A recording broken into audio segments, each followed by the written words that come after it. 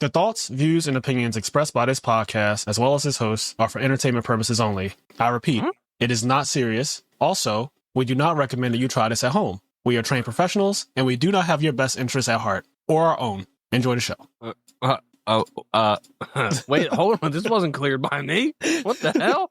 All right, welcome back to the IMNerd podcast. I'm your host, Frazier. I'm here with my amazing co-host, Kenny. Hello. And it is the week of Halloween when we're recording this anyway. It is. So, I mean, this comes out this Thursday, right? This comes out the day before Halloween? So for people on Patreon, they're going to hear it early, as always, but this won't be out until after. This will be out the next week, right? Because Patreon gets every episode earlier than regular. So, yep. But, you know, it's around the spooky season and all that good stuff. I actually went out on Saturday night with our friend Xavier, our mutual friend Xavier. He's one of my closest friends. If you guys remember, he is the person who donated me, or not donated, but he gifted me for my birthday a couple years ago, the Hero Frog deck in max rarity. Yeah. So that was his birthday present to me years ago. And I actually used that exact deck to win a YCS, an Ultimate Time Wizard YCS. And, so yeah, shout out to Xavier. We went out to go see the Chainsaw Man movie, which I did not expect to go see. I didn't even know it was out. I didn't even know it was out, Kenny. I didn't even know it was out. What the fuck is going on? I didn't even know it was out. That was out. If Xavier didn't message me, I would have had no idea, and I never would have even seen it, and it would have been out at theaters, and then I would have heard about it later.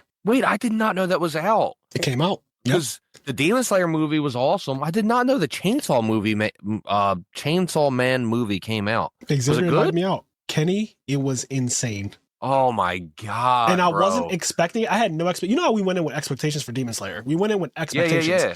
I even told X this. I said, I'm hoping this is not one of those movies, and I'm using air quotes. I'm hoping it's not one of those movies that's just the first 3 episodes of the next season. Because I hate when they try to repackage a season, like how Dragon Ball Super did that shit, and other things will try to like, kind of Dragon Ball Super, they did it first and then a season came out that was the movie, but I still don't like when that's a thing. Like Mugen Train became an arc after the movie. I thought that this was the reverse of that, where they were going to do the same thing. Like they were going to show a movie of something that's going to be the first 3 episodes, and then you're just going to see it anyway when you watch the season, and it would be like, why do we cut this up into whatever? Or I think the most direct example, I think Demon Slayer, so like Mugen Train was a literal movie and then they turned it into a season, but then I think before season 3 or season 4 they literally in theaters showed like literally the first 3 episodes or something like that, and called it a movie. So that's more so what I'm speaking to, is that type of thing, which I do not like. So I was like, I really don't know if this is a real movie, but he was, because he read the manga,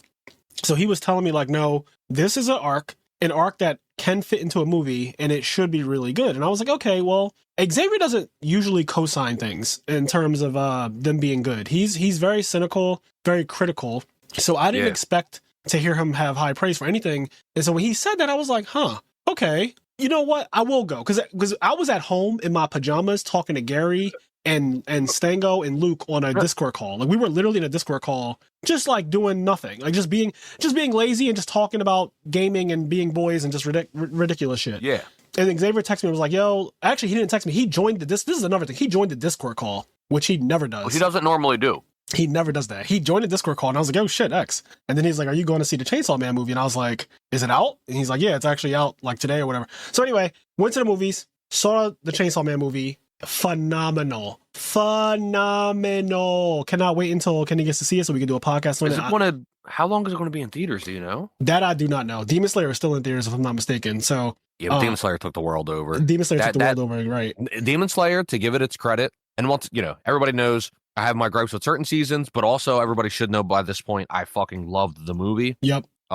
Demon Slayer is its own phenomenon. It is. Like, the success that thing that anime has is unlike many. It's crazy. The zeitgeist surrounding Demon Slayer is just on a different level. It's not really comparable to anything else. Like Chainsaw Man will probably leave theaters before Demon Slayer. I think so. I genuinely think so. Yes.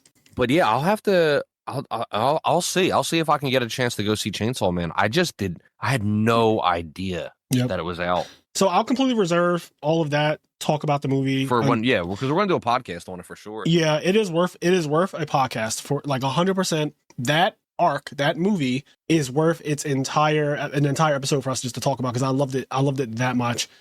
So moving on, then I went to Hot Pot right after. So we went to the movies at 9:30. Our movie started at 9:30, which means it really started at 10 because there's always 30 minutes of previews, which apparently in 2026, AMC said that they're going to cut that down by about 80%. So I disagree with this decision. Me too. Okay, we're on the same page. Excuse me. I'm still sick, guys. I'm glad we're in agreement about this. I don't like the idea of a movie basically starting on time because I always arrive to the theater either like immediately. Like if the movie starts at 9:30, I probably get there at 9:30, or I get there at like 9:40, and the movie's not even close to starting it because I know there's at least 25 minutes of previews, if not 30 minutes of previews. So I'm in the clear, and I kind of like that. I know how to get to the movies at the right time. I have extra time to just like, if I'm running a little late for whatever reason, if my Uber gets caught in traffic, sometimes there's bullshit that happens in Philadelphia where like there's a No Kings protest that obstructs my Uber, or there's a marathon because there's always a Broad Street run or some kind of marathon or something that obstructs my Uber or whatever. Something always happens on a random day. I'm going to the movies. Or there's a shooting. That has yet to happen, but that could I live in Philly. That could absolutely happen. Something always happens to obstruct my Uber, and it's really annoying. But then I'm like, oh, you know, it's not that bad. I still called it at a time where I will get there. The previews will still be playing. Yeah, I'm in full agreement. So first of all, everybody knows at this point that the movie will start 30 minutes after its start time. So I don't really understand complaining about the previews. If your movie starts at 9, you know that it starts at 9:30. So it's not something that needs to be changed. It's just like your brain works and you go, okay, 30 minutes. Your brain works. And then the next thing is, I also just think it's part of the experience. Now, I hate ads. I hate commercials. Same. I have ad blockers on everything. I have it on my phone. I have it on my computer. I have everything I can have an ad blocker on. I think ads are awful. And it's less so about the ads and more so about the waste of time and the dangerous things it can do to my computer. Because at the end of the day, ads are bad, okay? All over the internet. Yeah, I agree. All of that said, going to the theater is an experience. It's its own thing. And I think we can stand as a society to slow things down a little bit. And yes, I know technically seeing the trailers is seeing 30 minutes of ads, but like it's different. It's different when you go to a theater. If you don't want to see them, just show up 30 minutes late. Yeah. It is literally part of the experience, like you said, though. It's the experience, though. You sit down, you see the other movies that are coming out. I like it. It's the whole thing, getting the food, sitting down in your chair. Like, it's the whole thing about going to the movies. If you don't want to deal with all of that, then don't go to the movies. I don't know. So it'll be out in a week on streaming. You can just time it. Like you said, you can just literally time it. I know how to time it.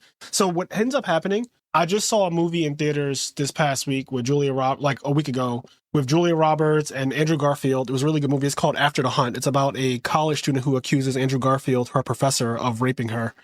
Amazing movie. And the entire movie, they never show if he actually raped her or not. It is all based on you as a viewer. You just see things happening, right? You see the interactions. You see how he interacts with other female students. You see how she interacts with other guys. It's a lot of that. And she confides in Julia Roberts, who is a friend of Andrew Garfield, because Julia Roberts is a professor as well. So the two professors, Andrew Garfield and Julia Roberts, are friends. And then this student says, like, he did this to me. And you as the viewer have to decide, oh shit, did he really do it? Because obviously, when Julia confronts him about it, he's like, I didn't fucking do it. Like, come on, you have to believe me. And then it's awkward. It's a very good movie, though. It's a very good movie. Yeah. Julia Roberts is an Oscar-winning actress, so she doesn't need an introduction. Anyway, when I went to see that movie, there were previews.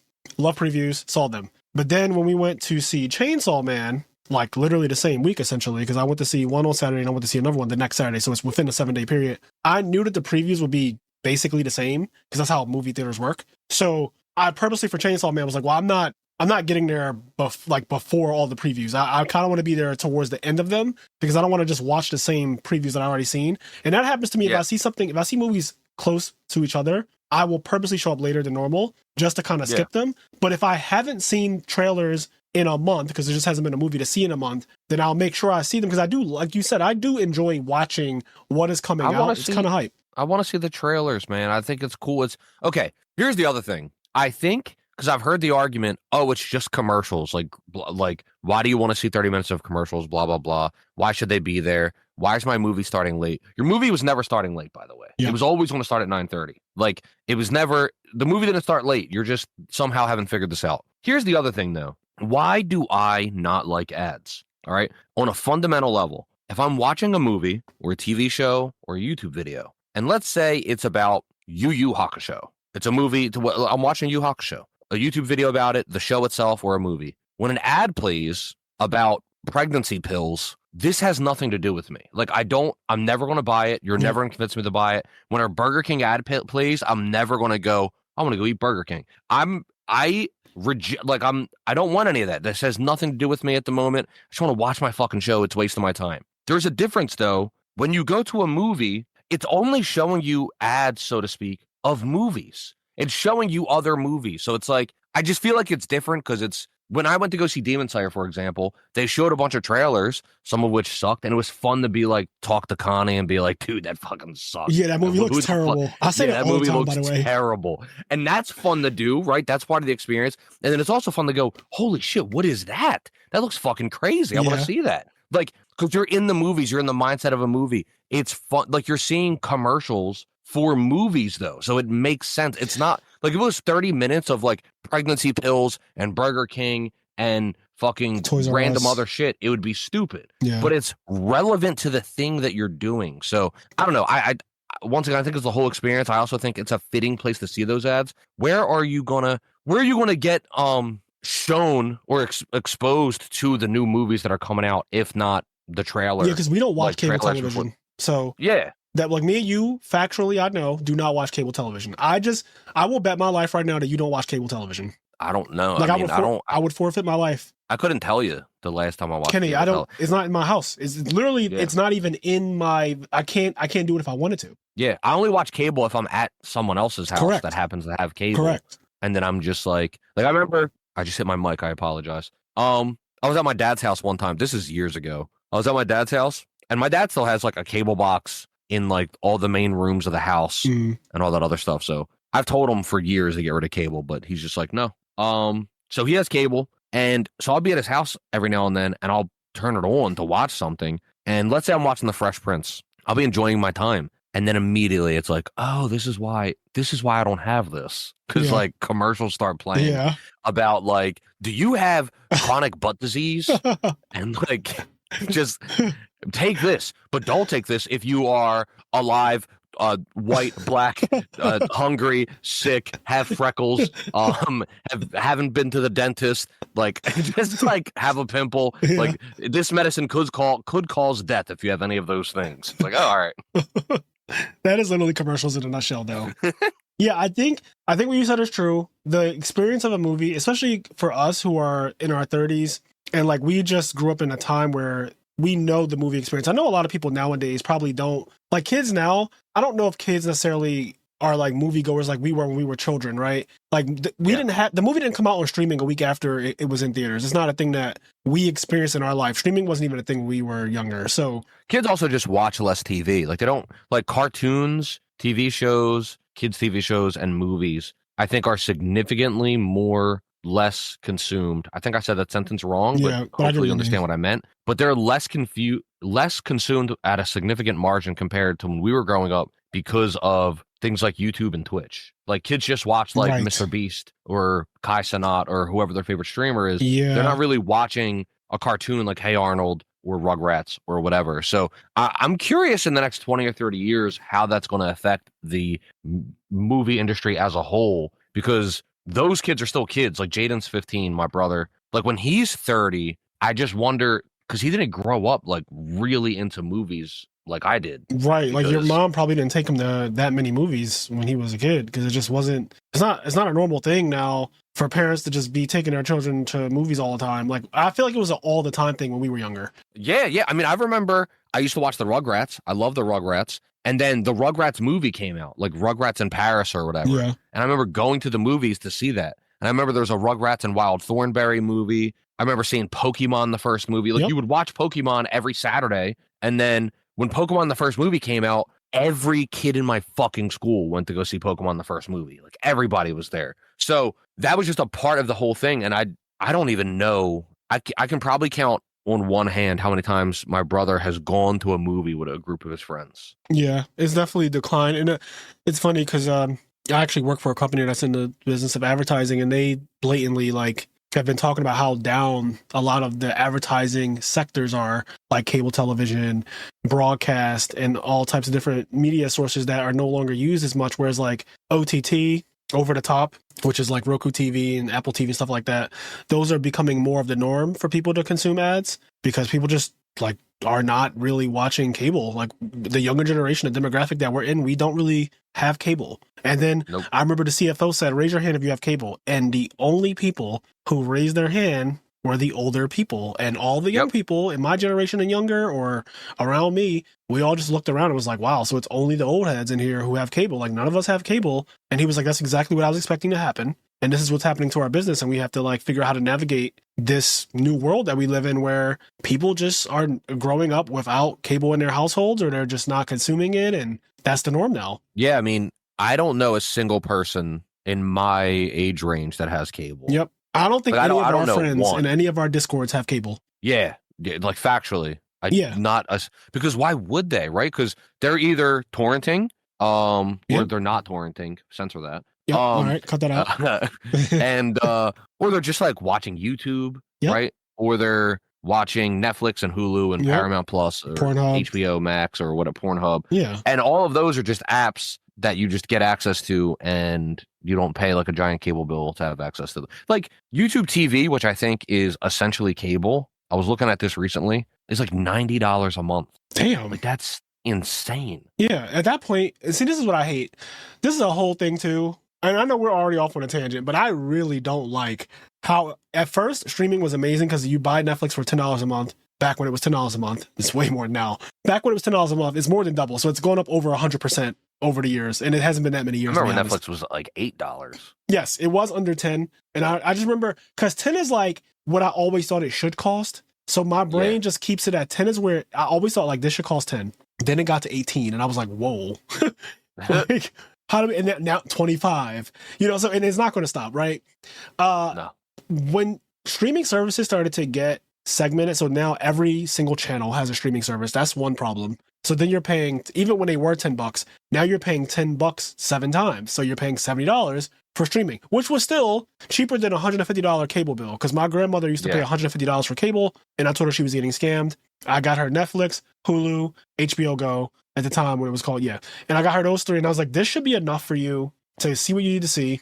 And everything's here, Grandma. Like you will be fine with these 3. I promise you, they have all the things that you need. And she was fine with that. And then eventually she was like, well, I need this one for the news. I need this one for, and then you start adding it on. And next thing you know, I'm like, Grandma, how did we end up where you're paying $130 again? Like I saved you from 150, and then you were paying like 30 to 40, and now you're at 100. Now you're up to 140 in streaming services. So now you like at this point you might as well just go back to cable, because then you have, and then that's what she knows. So then we ended up just going back to cable. I felt so bad. I like lost the fight.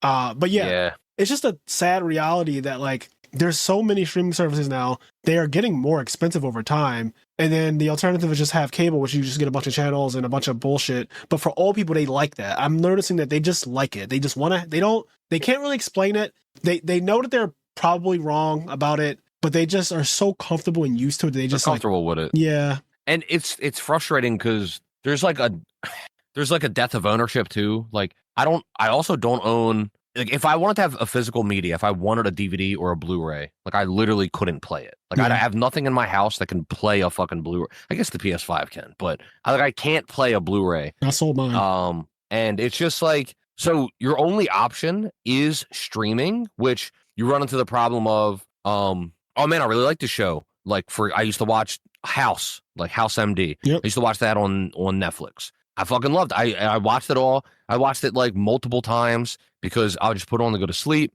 It was a great show to just have on. And then it's like left Netflix. It's not on Netflix anymore. So now it's like I can't watch that anymore. And it's frustrating because basically the point I'm getting to is like there's no way for me to own media. And streaming gets really frustrating because it goes away and I'm paying for a service and then like I do not like that it goes away. So now it's like, you start going back into piracy. Yep. Like I used to allegedly, not really, but possibly pirate. And then I stopped doing that because streaming became really, really convenient. And, all I'm saying is now we're back. Set sail for the One Piece. Yeah, now we're back like cook crack. And it does suck because I was fully into the streaming world as well. I was streaming everything. Netflix didn't crack down on sharing passwords. And Netflix sent me right back into the open seas when they cracked down on the password sharing. I remember I went on Netflix like a year or 2 ago, and it said, you are not the primary household.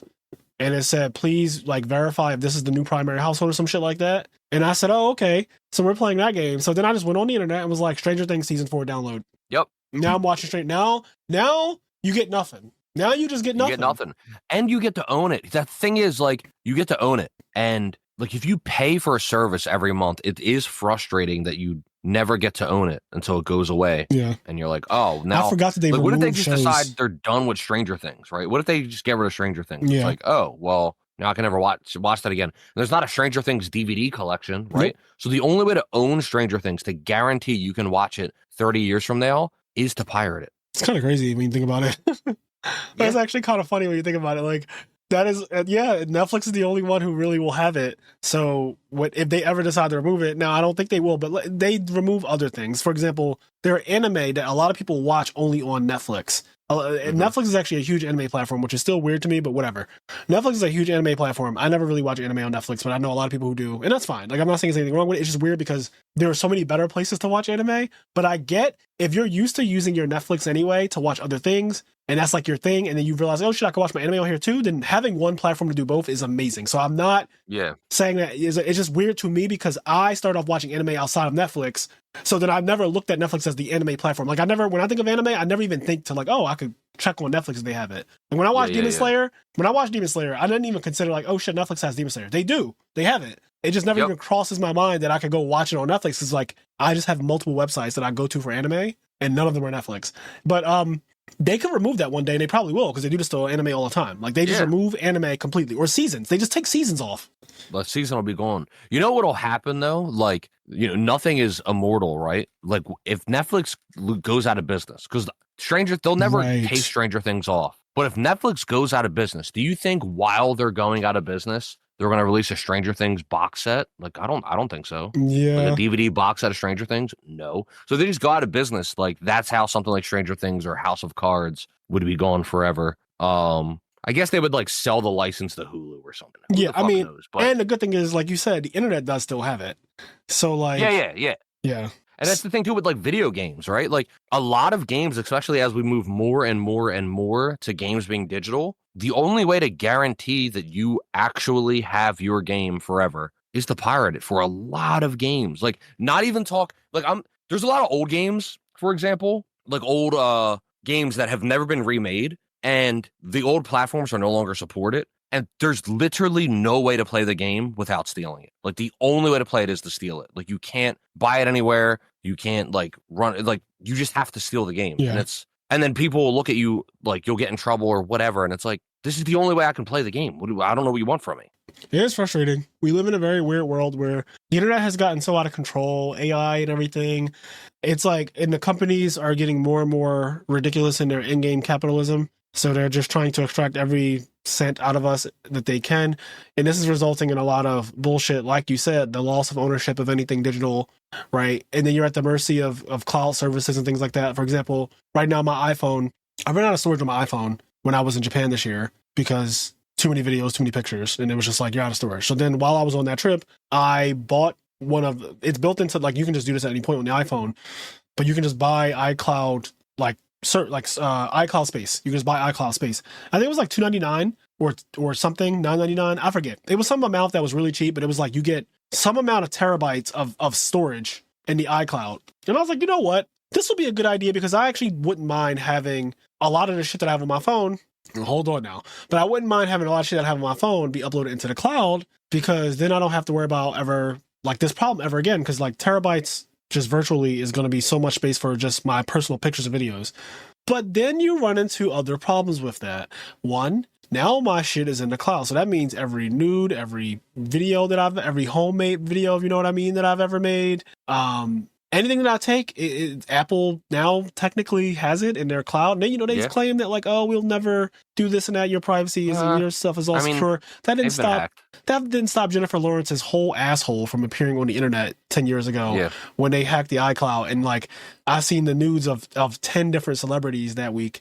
So obviously, like, I'm nobody, but maybe one day I could become somebody, and my shit is just out there in the cloud. Like my dick and ass is out in the cloud somewhere. And damn. And like, and this is like unintentional. I didn't want it in the cloud, but then I decided I didn't want to upload all of my iPhone photos and videos into the cloud, so I have access to them at all times. Or do I? Because this is the problem. If anything ever happens to Apple, or if Apple ever decides, or I don't have service or whatever, I can't access that shit. Yep. If they ever get hacked to hell, then it's gone, right? Like it could just be gone. And So I don't even own my own photos and videos technically. It's frustrating because now you're beholden to the subscription. Like you can't get rid of the subscription because then you'll lose access to all of that stuff. What happened to the hard drive that you had? I still have that. Did that run out of space, or you just didn't feel like using it? I didn't feel like using it because like you have to plug it into the iPhone to even get it to. Yeah. So I was like taking pictures and stuff like on my regular phone without that in there, and I was using that for when I record videos specifically because that has 2 terabytes portable, and I love that thing. Like I genuinely do love it. Yeah. But like the cloud is just easier for if I'm just out. I don't bring that thing with me all the time, even though I kind of should. Yeah. But like if I'm just like out, convenient. I just take a quick picture of my food at like a restaurant that I really like Sampan. I don't want to have to fucking plug in the thing, take the picture because if I don't plug it in, it says your iPhone storage is full. So then I have to delete pictures first while before my food's in front of me. I'm now deleting pictures. This is what I was doing. This is a true story. This is what I was at dinner. My food came. Take a picture. Your phone storage is full. Okay, delete this. This is a screenshot from 3 months ago. I don't know why I still have that screenshot. Delete this. Can I delete this one? Let me see what this is. Okay, delete this. What is this? Let me zoom in. Okay, delete this. Now I'm deleting like 100 photos. I click delete. Now I can take the pictures of my food. Now I can eat. And I was like, I can't do this. Cannot be the norm. Like this can't be the norm. And also, I don't want to always do this. Right. And I'm like, this also can't be the norm for me to have to pull out a terabyte and plug it into my device to take pictures. So I was like, okay, we're just going to do the cloud thing. We have both the physical terabyte, the physical 2 terabytes, which I love. And we also have the cloud so that now forever, basically, I can just take pictures and not have to ever think about it or whatever. And when I delete them, it also deletes them out of the cloud or whatever. So it's a whole thing, Kenny. It's a problem for sure. And it really does suck because like I said, now I have both a hard drive that has some things on it that, I don't really want people to see all the things that are in that, but like I put them on there because I do want them. I wanted them on there because, it's kind of like my backup for a lot of my personal shit. So they're on there. They're in the cloud. It's just a thing. It's just the way we live now. It's a lot of bullshit. It's a lot of bullshit. So this is the world. But streaming and cable and all of that, like cable's a scam. Streaming is now a scam. Can't escape. At one point, we were in a really well imbalance where it was favored towards us, the consumers, where cable was getting shit on and streaming was so broken, and all the people who knew about it, like the younger generation, we were like, yo, Netflix, HBO, Hulu is all you need. And basically we were sharing all of our passwords. We were in a golden age for like probably a decade or more. Yeah. And then but you know what too, it's like it's weird because in a way it wasn't that, so like they look at it like we were cheating the system, but I don't think of it that way. So let's take cable, for example. You had cable in your house and you had, 2 people that paid for it, right? A husband and a wife, let's just say. Yeah. They're like both going to work, splitting the bills, and they're paying for cable, right? So you could argue in a way, even though their funds are connected, etc. But you can argue in a way like if the cable bill's $200, I really only pay $100 because my wife pays the other $100. Yep. The point I'm getting to is that with Netflix, you weren't, and then like also your kids, like you had cable and there were still 5-6 people using the cable, right? The point I'm getting to is that we did the same thing with Netflix. Like when you use Netflix, it's not like everybody in Philadelphia had one Netflix account. Right. It was like you would share it with like 5 people. And it's just that because of the internet, our connections with people aren't just our household anymore. Right. So instead of me having Netflix within my house and those 5 people watching it, it was me, Frazier, Cairo, Medina, and Gary. You know what I mean? And then like that was like the family that was watching Netflix. I feel like it actually wasn't that different. It wasn't that much of us getting over on them. But of course, they viewed it that way. And, here we are. Yep. And now I feel like every other year, Disney, Hulu, well, now Disney owns Hulu and they just, they own everything. Netflix, HBO, they just announce a price increase like every year, I feel like now. I don't want to play that game anymore either with them. So I'm back on the open seas. The only streaming service I have, and it's because it's provided through my phone bill, is AT&T. I have HBO Max because it just comes with AT&T. Like I don't know what HBO plan I have, what AT&T plan I have, but whatever one I have, it comes with free HBO, and it's been like that for like over a decade. That's how I completely watch Game of Thrones, because I have my phone gives me HBO. I have Netflix just out of convenience. I'm trying to get rid of it, but the problem is I don't have the upfront funds that basically I want to build a server and just like have a server. And the easiest way is that basically I'll have like, let's just say 5 terabyte hard drives or 5 2 terabyte hard drives in the server. And then also 5 more that back up. And what happens is essentially when you write, let's say you write one piece to a hard drive, it automatically backs it up on another hard drive that's like always dormant. That way, when the hard drive dies, there's a backup hard drive that has everything that was written to it. So you basically need like 10 hard drives, 5 to like be the main thing, and then 5 to like back up the data. But I want to like build a server and then just like go fucking full like One Piece adventure and just get all the content. And then when you have that, when you build your own server and you just have all of the content on it, you can hook that server up to your router and literally like you give it a website, and you can also like customize the UI. You can make it look like Netflix. You can make it look like a streaming service. We're in that age where that's the thing. You can just go to the website that you can create your own Netflix and go to it and just browse it and then watch it on your TV and everything. So I want to do that. I'm in the process of like trying to move toward that, but it's quite a process and does require quite a bit of money to set all of that up. But it's worth paying all of that money to not pay for streaming services. It's just getting there. Yeah, I like that idea a lot. I mean, I love watching old school TV. I was seeing a clip of Martin actually on Instagram recently. Like last night, I was just scrolling Instagram, and I don't know why, but it suggested me a random clip of Brubman from the 5th floor, but he holds up like 3 fingers or whatever. And it was like Pam and Gina and Tommy and Cole and Martin, and Brubman brought over 3 chickens, and they were hungry. They hadn't eaten. And he was like, I got these chickens for sale. And he's like, they're free. He said, they're free. He said, free range. He said, I got these free range chickens for sale. And Martin's like, free range. He's like, yeah, free for me and a range of $15 for you. And I started cracking up. And I said, man, I miss old school Martin. Like that was one of my dad's favorite shows. And it just made me think of the 90s, a golden age for me, because that's my childhood.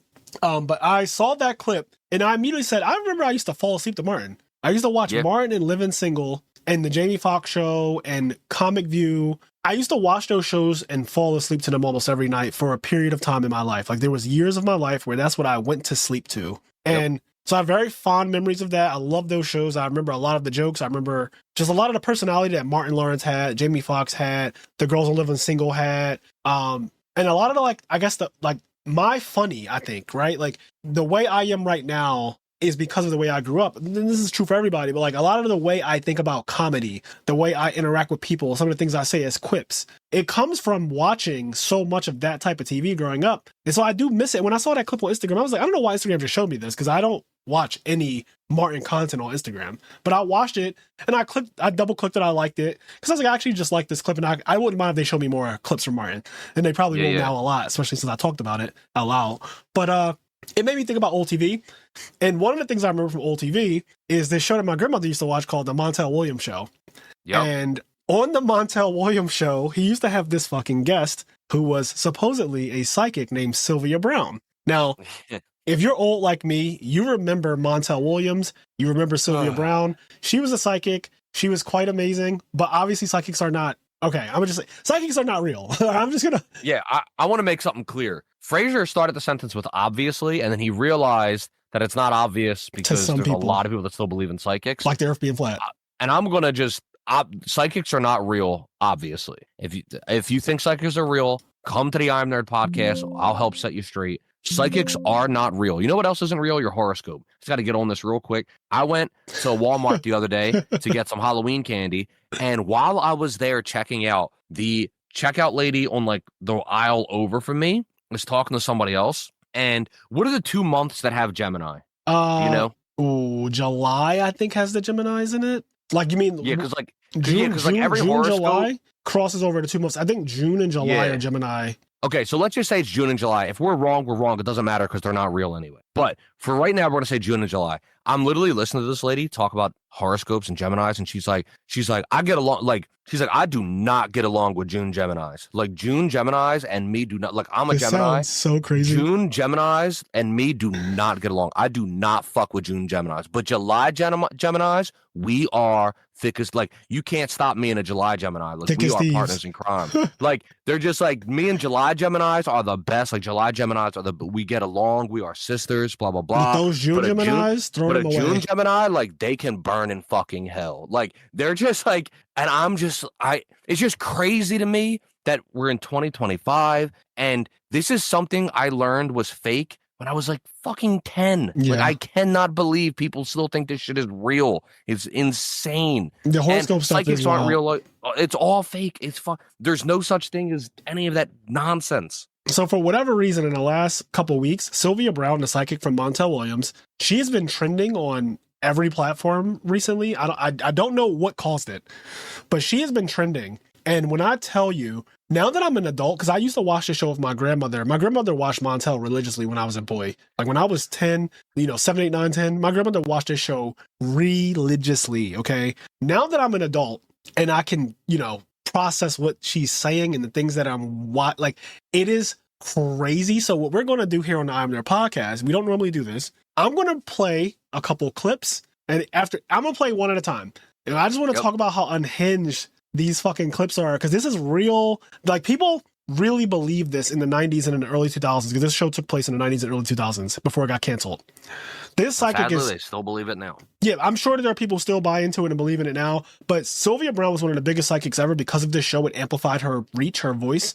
And this is back in the age of like Oprah and stuff like that. So talk show hosts had a lot of power because they were basically the influencers of their time, right? Like, the influencers, the podcasters, like that's what we have now. Yeah, they were the influencers. Like, Oprah is the original influencer. Like, she is Mr. Beast of my grandmother's time. Like, she, when that's Oprah... Facts. Bro, when Oprah brought a new bag, like I remember they would say it has the Oprah touch. Like once she brings a book on her show, now everyone buys it, sells out. If she brings a cookbook, if she brings a new pot, a new pan, a new something, like anything, like it could be literally a new iron, some kind of special new iron. If she brings it on her show, it sells out. They do millions of dollars in sales all of a sudden. Walmart can't keep it in stock. She had that she was one of the original influencers. So just to give you context on why this is so ridiculous, because people believe that this psychic that he brought on almost every other month, they believe the shit she would say. So here's the first clip, because this one is so ridiculous. I'm going to play this now. I've got a question for Sylvia. I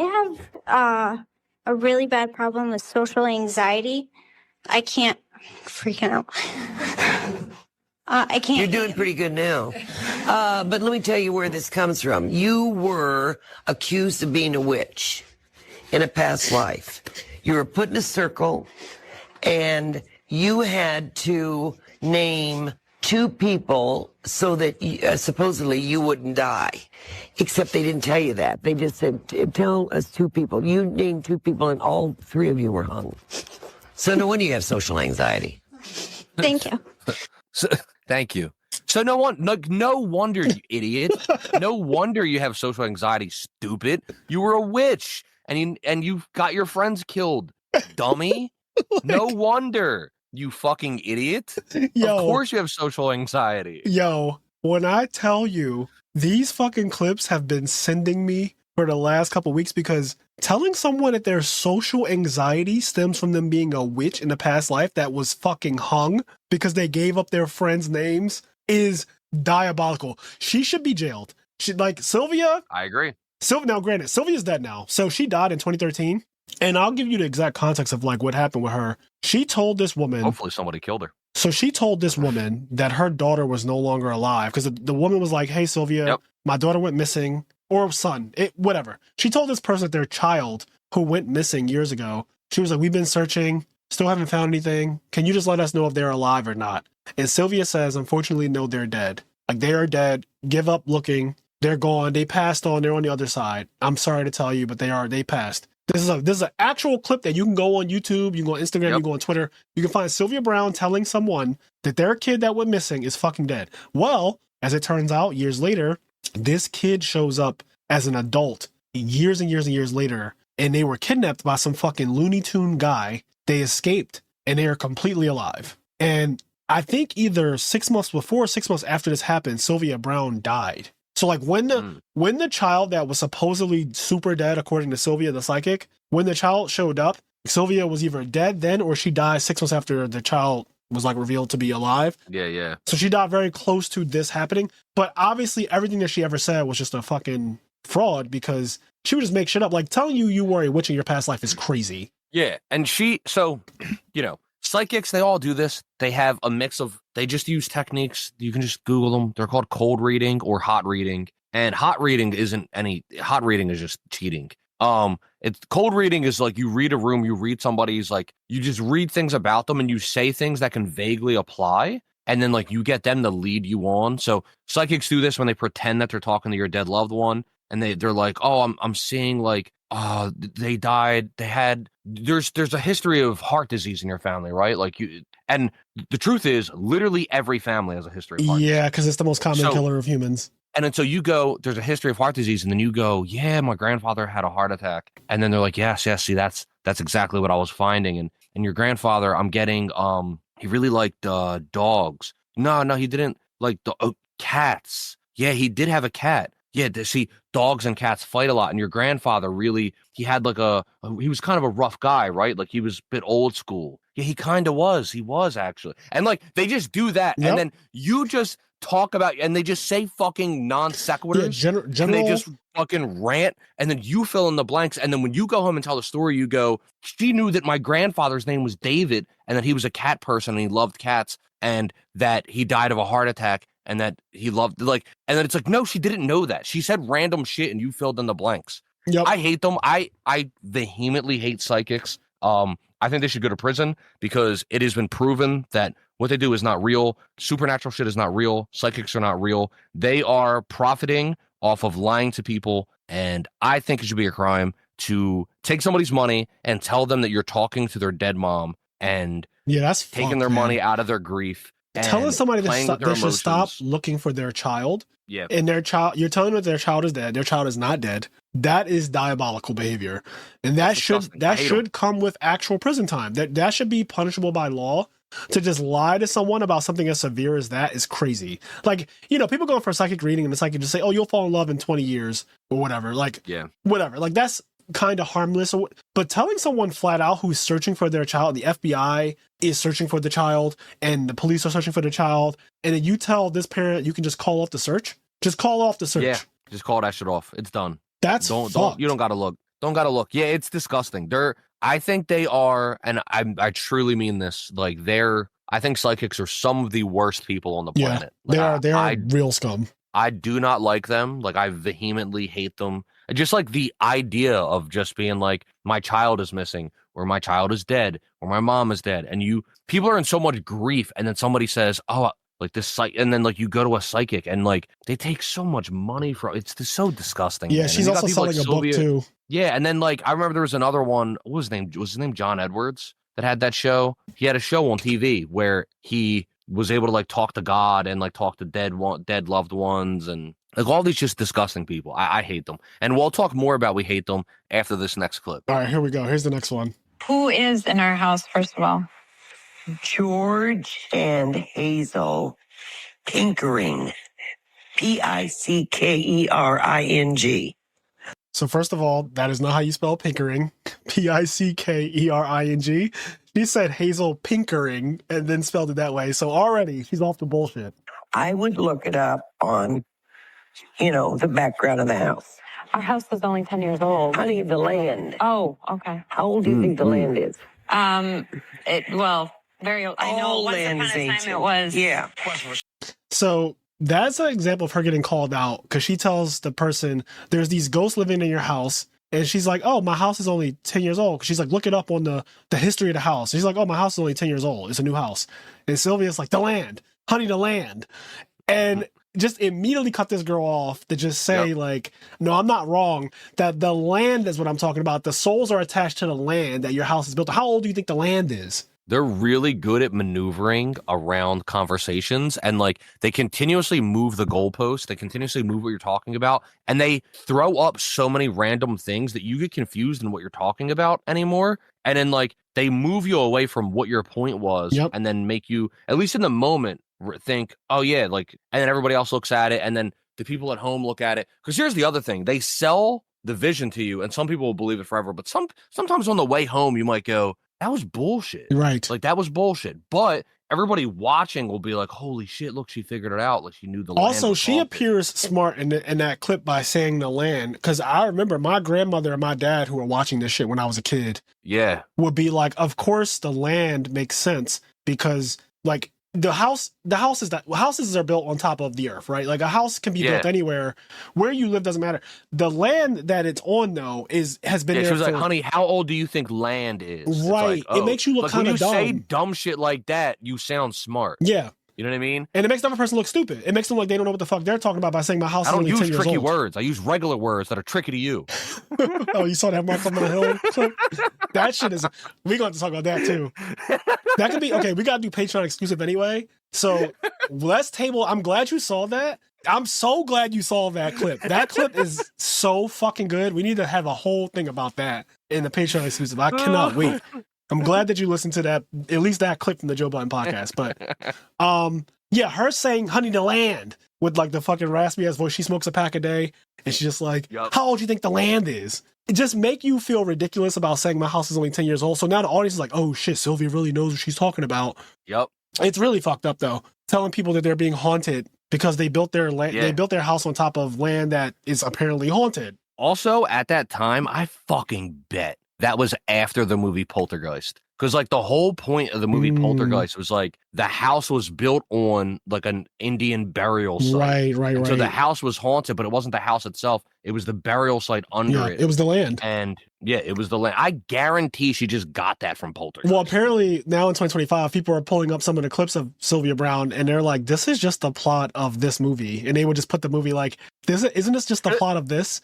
And it's so funny because it'll be to the T. Her bullshit story will be the plot of a very famous movie that at the time existed, and people just didn't put two and two together. So I'm assuming that Sylvia was a big moviegoer. She would just spout nonsense. She would like stitch together movie scenes and just be like, this is what's going on with you. That witch story is still crazy to me though. Telling somebody that they were fucking hung because they were accused of being a witch, and that is the reason they have social anxiety, is one of the craziest things I could ever imagine for the reason why you have social anxiety. Also, like, she's not a doctor. She doesn't have any fucking medical degree. She doesn't have a degree in psychology or psychiatry. She has nothing. She is a absolute fraudster. She's a charlatan. She was a hack. She is one of the worst kinds of people because she gives off this air of authority, and I fucking hate her. I hate all of them. I hate all of them.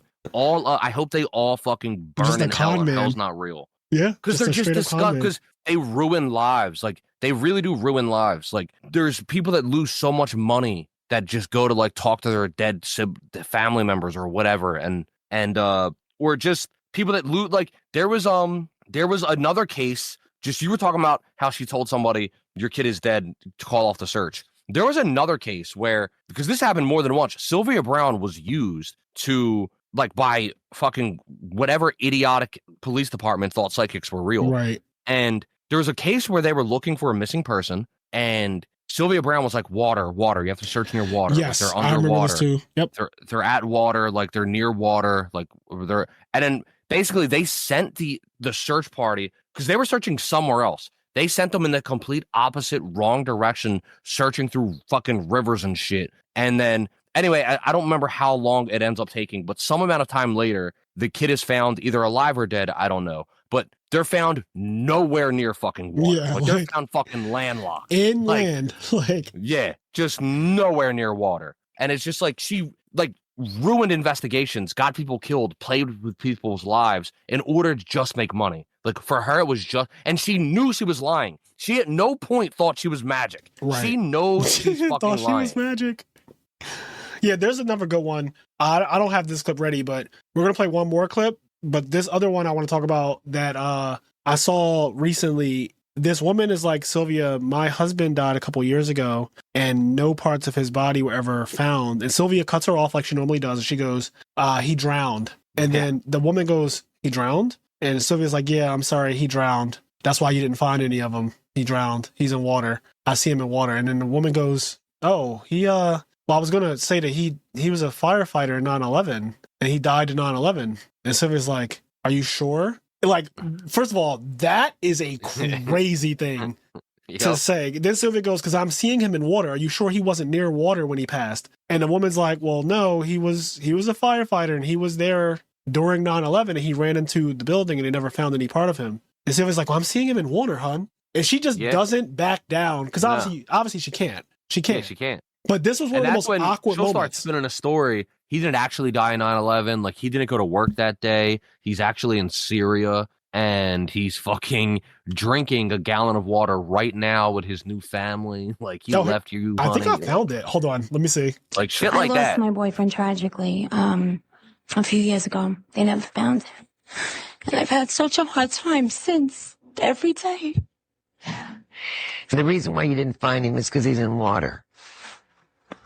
And find him in water, it's like the girl that's missing in Aruba. You can't find somebody. Well, it was September 11th.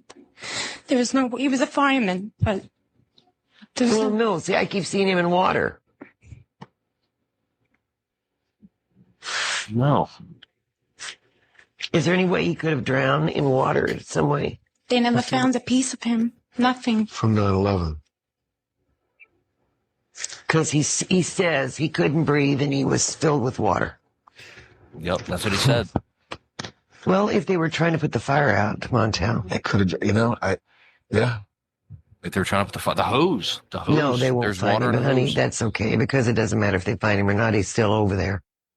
Yeah, that's right. You see how she just finessed her way out of that? Like, oh, what if they were trying to put the fire out, Montel? Yep. Just Yep. crazy. And here's what I mean, by the way. She, I don't know what her net worth was before she died, but I'm going to assume she made over $1 million. Same. I think she was a millionaire for sure. She was a millionaire, right? And right there, what you just listened to was a pure example. A lot of the other things we listened to, hey, maybe it was a miscommunication in the psychic realm. That is a pure example of somebody getting caught. That she's lying, Yep. and she knows she's fucking lying, and she weasels her way out of it, and she became a millionaire doing it. It's fucking rancid. Yeah, it's disgusting. And here's the last clip. This is the one I was going to show. This one is also absurd. My mom passed away 3 years ago, and She was a beautiful woman, by the way. thank you. She was very flamboyant. Yes, she was. Yeah, she was sort of a gypsy type of woman. Yes. Yes. And before she passed away, she tried several times to tell me something in the hospital, and I could not understand because of the tube she had in her mouth, and Yeah, the trachea, all that. and I just didn't understand it. And till this day, it still bothers me that I couldn't understand my own mother. She didn't, this is really hard to tell you. Your father is not your father. Wow. But who cares? You love who you love. Oh, So your father is just not your father, but who cares? You love who you love. Like, that is fucking ridiculous to tell somebody. So once again, if you notice, I keep using the example of people being sad. All of these examples are like family. My dad's dead. My boyfriend's dead. My Yep. mom's dead. Like, these are why people are going. They are in grief. They're trying their best to cope with a world that doesn't make sense anymore because their family member died. The Absolutely. person they love died. And instead of going through the normal grieving healing process where eventually, I'm not going to say you get over it, but eventually you deal with it and you come to peace with it. Instead, you get fed this delusion. Oh, wait a second. There's somebody that can talk to them. I can still be connected to this dead loved Yeah, one. man, that sucks. So you get fed this delusion. It perverts the healing process. And then you go there and then you spend hundreds of dollars and this woman takes your fucking money and you're like looking for some kind of help in all of this pain and grief you're dealing with. And then she just riffing off the top of her fucking head. Like it's Literally Freestyle storytelling, Friday. Kenny. It is Literally. Freestyle Friday. She's like, well, your dad's not your dad. And it's like, what the fuck are you talking about? Bro. Like, that's not what my mom was trying to tell me on her fucking deathbed. What do you, like, get the fuck out of here. Then she also said, it's hard to tell you this. And then immediately says it. Yeah, just rips it. Your dad is not your dad, but who cares? You love who you love. Yeah, what? That's a fucking, like, ridiculous thing to say to anyone. To just tell them, you don't know this person at all. You never met them in your life. You look at them, you tell them that their mom was beautiful. Now, by the way, I noticed what she was doing, like the cold reading thing. So the woman who's speaking, I'll give a descriptor of her. She looks like she's of Indian descent. And she looks like she's of Indian descent. She's wearing a red blazer and a red headband and a black blouse under the red blazer. She has very, very, very deep, dark black hair, and it's thick. So she has really nice hair. What she's wearing is flamboyant, though. It is a red blazer with a red headband. Red is a very loud color. Most people don't wear red, at least not as their primary thing that they're wearing. Like, having something red on as the primary thing that you're wearing is a very loud, like, red is just like a loud color, right? So, like, Sonia looks at her and immediately goes, your mom was flamboyant. But she's looking at the woman who's wearing a flamboyant outfit when she says that. So it's very easy to cold read that your mother is probably similar to the way you are because you're her fucking daughter, right? So like, and then, you know, she's just saying these things, just roundabout things. She was kind of a gypsy type of woman. Just like, okay, cool. My mom was kind of like, what the fuck is that? Okay, sure. Yeah. Just like these cold reading in a woman. People just naturally agree too. Like they're very agreeable with whatever Sylvia says because another thing is challenging authority. We're kind of taught not to do that in general. Yeah. In every society, like not just in America, but in every society, you're kind of just taught to respect authority and to not challenge authority. And when you do challenge authority, it shouldn't be openly. It shouldn't. And let be me show in you crowd. this. This is what she would have done. Because here's the thing with the cold reading as well, is you say things and then I let you interpret what I mean. And then if you disagree, I play with your mind and you agree with me. So your mom was a gypsy, kind of a gypsy woman. And then you interpret that however the fuck you want to interpret that. And then you agree. Or you go, no, she wasn't really a gypsy. And then here's what would happen. She goes, well, your mom, she was her own person. She was very independent. She was a strong-willed person, correct? Yes. She didn't listen to people. She did her own thing. She went her own way. Yeah. So like I said, kind of like a gypsy. Oh, I guess that is kind of like a gypsy. That's literally, I've watched these people do it. Like she'll like describe these all because they'll just describe these traits and then ring it back around. See, like I said, and they go, oh yeah, I guess you're right, Sylvia. They all fucking do this disgusting fucking and then you say things that are generally positive. Oh, your mom was strong-willed. She was independent. Everybody's going to say yes to this. Right. Like you're going to be able to, especially in the grief, remembering your mom, you're going to remember her in the best possible light you possibly can. Yeah. So when she says these positive things, you're going to affirm them, and then she's going to link that back to whatever the fuck she wants to link it back to, and then you're going to agree. Right, because she will never say anything bad about the person, even if they were a bad person, unless you say that they were a bad person. For example, there was another clip where a woman or a man, I forget who it was, but like somebody went up to Sylvia and at the Montel Williams show was like, hey, my dad went missing years and years ago and never came back. And so automatically bad person, right? Your dad just like one day left, said, I'm going for a pack of cigarettes and never came back. So Sylvia is listening to the story and she's obviously hearing that's, you're not in love with your dad and what he did because you're coming to me asking, the person's like, do you know where he went? Why did he do this? What happened to him? And Sylvia's like, yeah, unfortunately, your dad wasn't a very good person. He actually is in Florida right now with a whole new family. Mm-hmm. There's another clip that you can find. She just tells the person, your father, when he left, he had a woman on the side. He made a whole new family. They moved down to Florida. You'll never see him again. That's it. Just flat out. Made some bullshit story off the top of her head. And this was just like a widespread thing. She would just say the most ridiculous thing that she could think of in the moment. And she would be so nonchalant about it too. Like so deadpan, so nonchalant in her readings. And people would just accept and believe it. And I think part of her success was that how fast she was, because some psychics play the game where they're like, I'm seeing, I'm feeling, and like they take some time where she just goes, your dad was a whore. He was out fucking, like she just like says something crazy like immediately. And you're like, what? Yeah, you don't even get a chance to process. You don't even get a chance to finish her question. She'll just tell you some off the wall shit. So she was insane, but she was really good at what she did. Also, remember, this is the era before the smartphone. Just to be clear, so for more context on what time period this was the early 2000s and the late 90s. This is before smartphones. Smartphones came out around 06, 07. The iPhone mainly is the one I'm talking about. So like this predates the iPhone being in everyone's hand. And even when the iPhone came out, it's not like it was that everyone had one. Let's be clear about that too, right? Even when smartphones become a thing, everyone didn't have a smartphone until like years after. Yeah. And then even then it takes a while for like, you weren't able to just Google, like, even though you could Google anything at that point in time, you kind of couldn't because the internet wasn't fast on it. Like, it took a while for smartphones to get to where they are now. Yeah, I remember the G1 was that's an Android device. The G1 was a really, really big device that was opposed to the first ever iPhones. It was like the G1 and the iPhone were two things. They were both expensive as hell, especially for phones at the time, because phones were not known to be as expensive as those devices were, but they were very expensive. My friend had a G1. He had two of them because his taxes came in. So he got income tax money, spent it on 2 G1s for him and his girl. And like, I was so disappointed. But he would flaunt the device, always like, oh, this phone is so insane. Like I could do this and that. And I was in college. So I just wasn't really, like I was a broke college student who was more concerned about video games and like AIM. Yeah. Like AIM was my primary communication device. I didn't really care about a fucking smartphone at the time. I just had other problems, or not problems, other things going on, like my classes and my life. So he was older than me, but he spent his money on a G1. He got 2 G1s. I remember this is like the beginning of smartphones. I remember him Googling something, and it did take forever. And then when it would load a website, it couldn't load images correctly. It would, it wouldn't load text correct. Like text was all fucking all over the place. It was bad. It was just such a bad experience. Yeah, because websites weren't optimized for phones yet. There weren't like mobile websites. Right. It was bad. It's so, dude.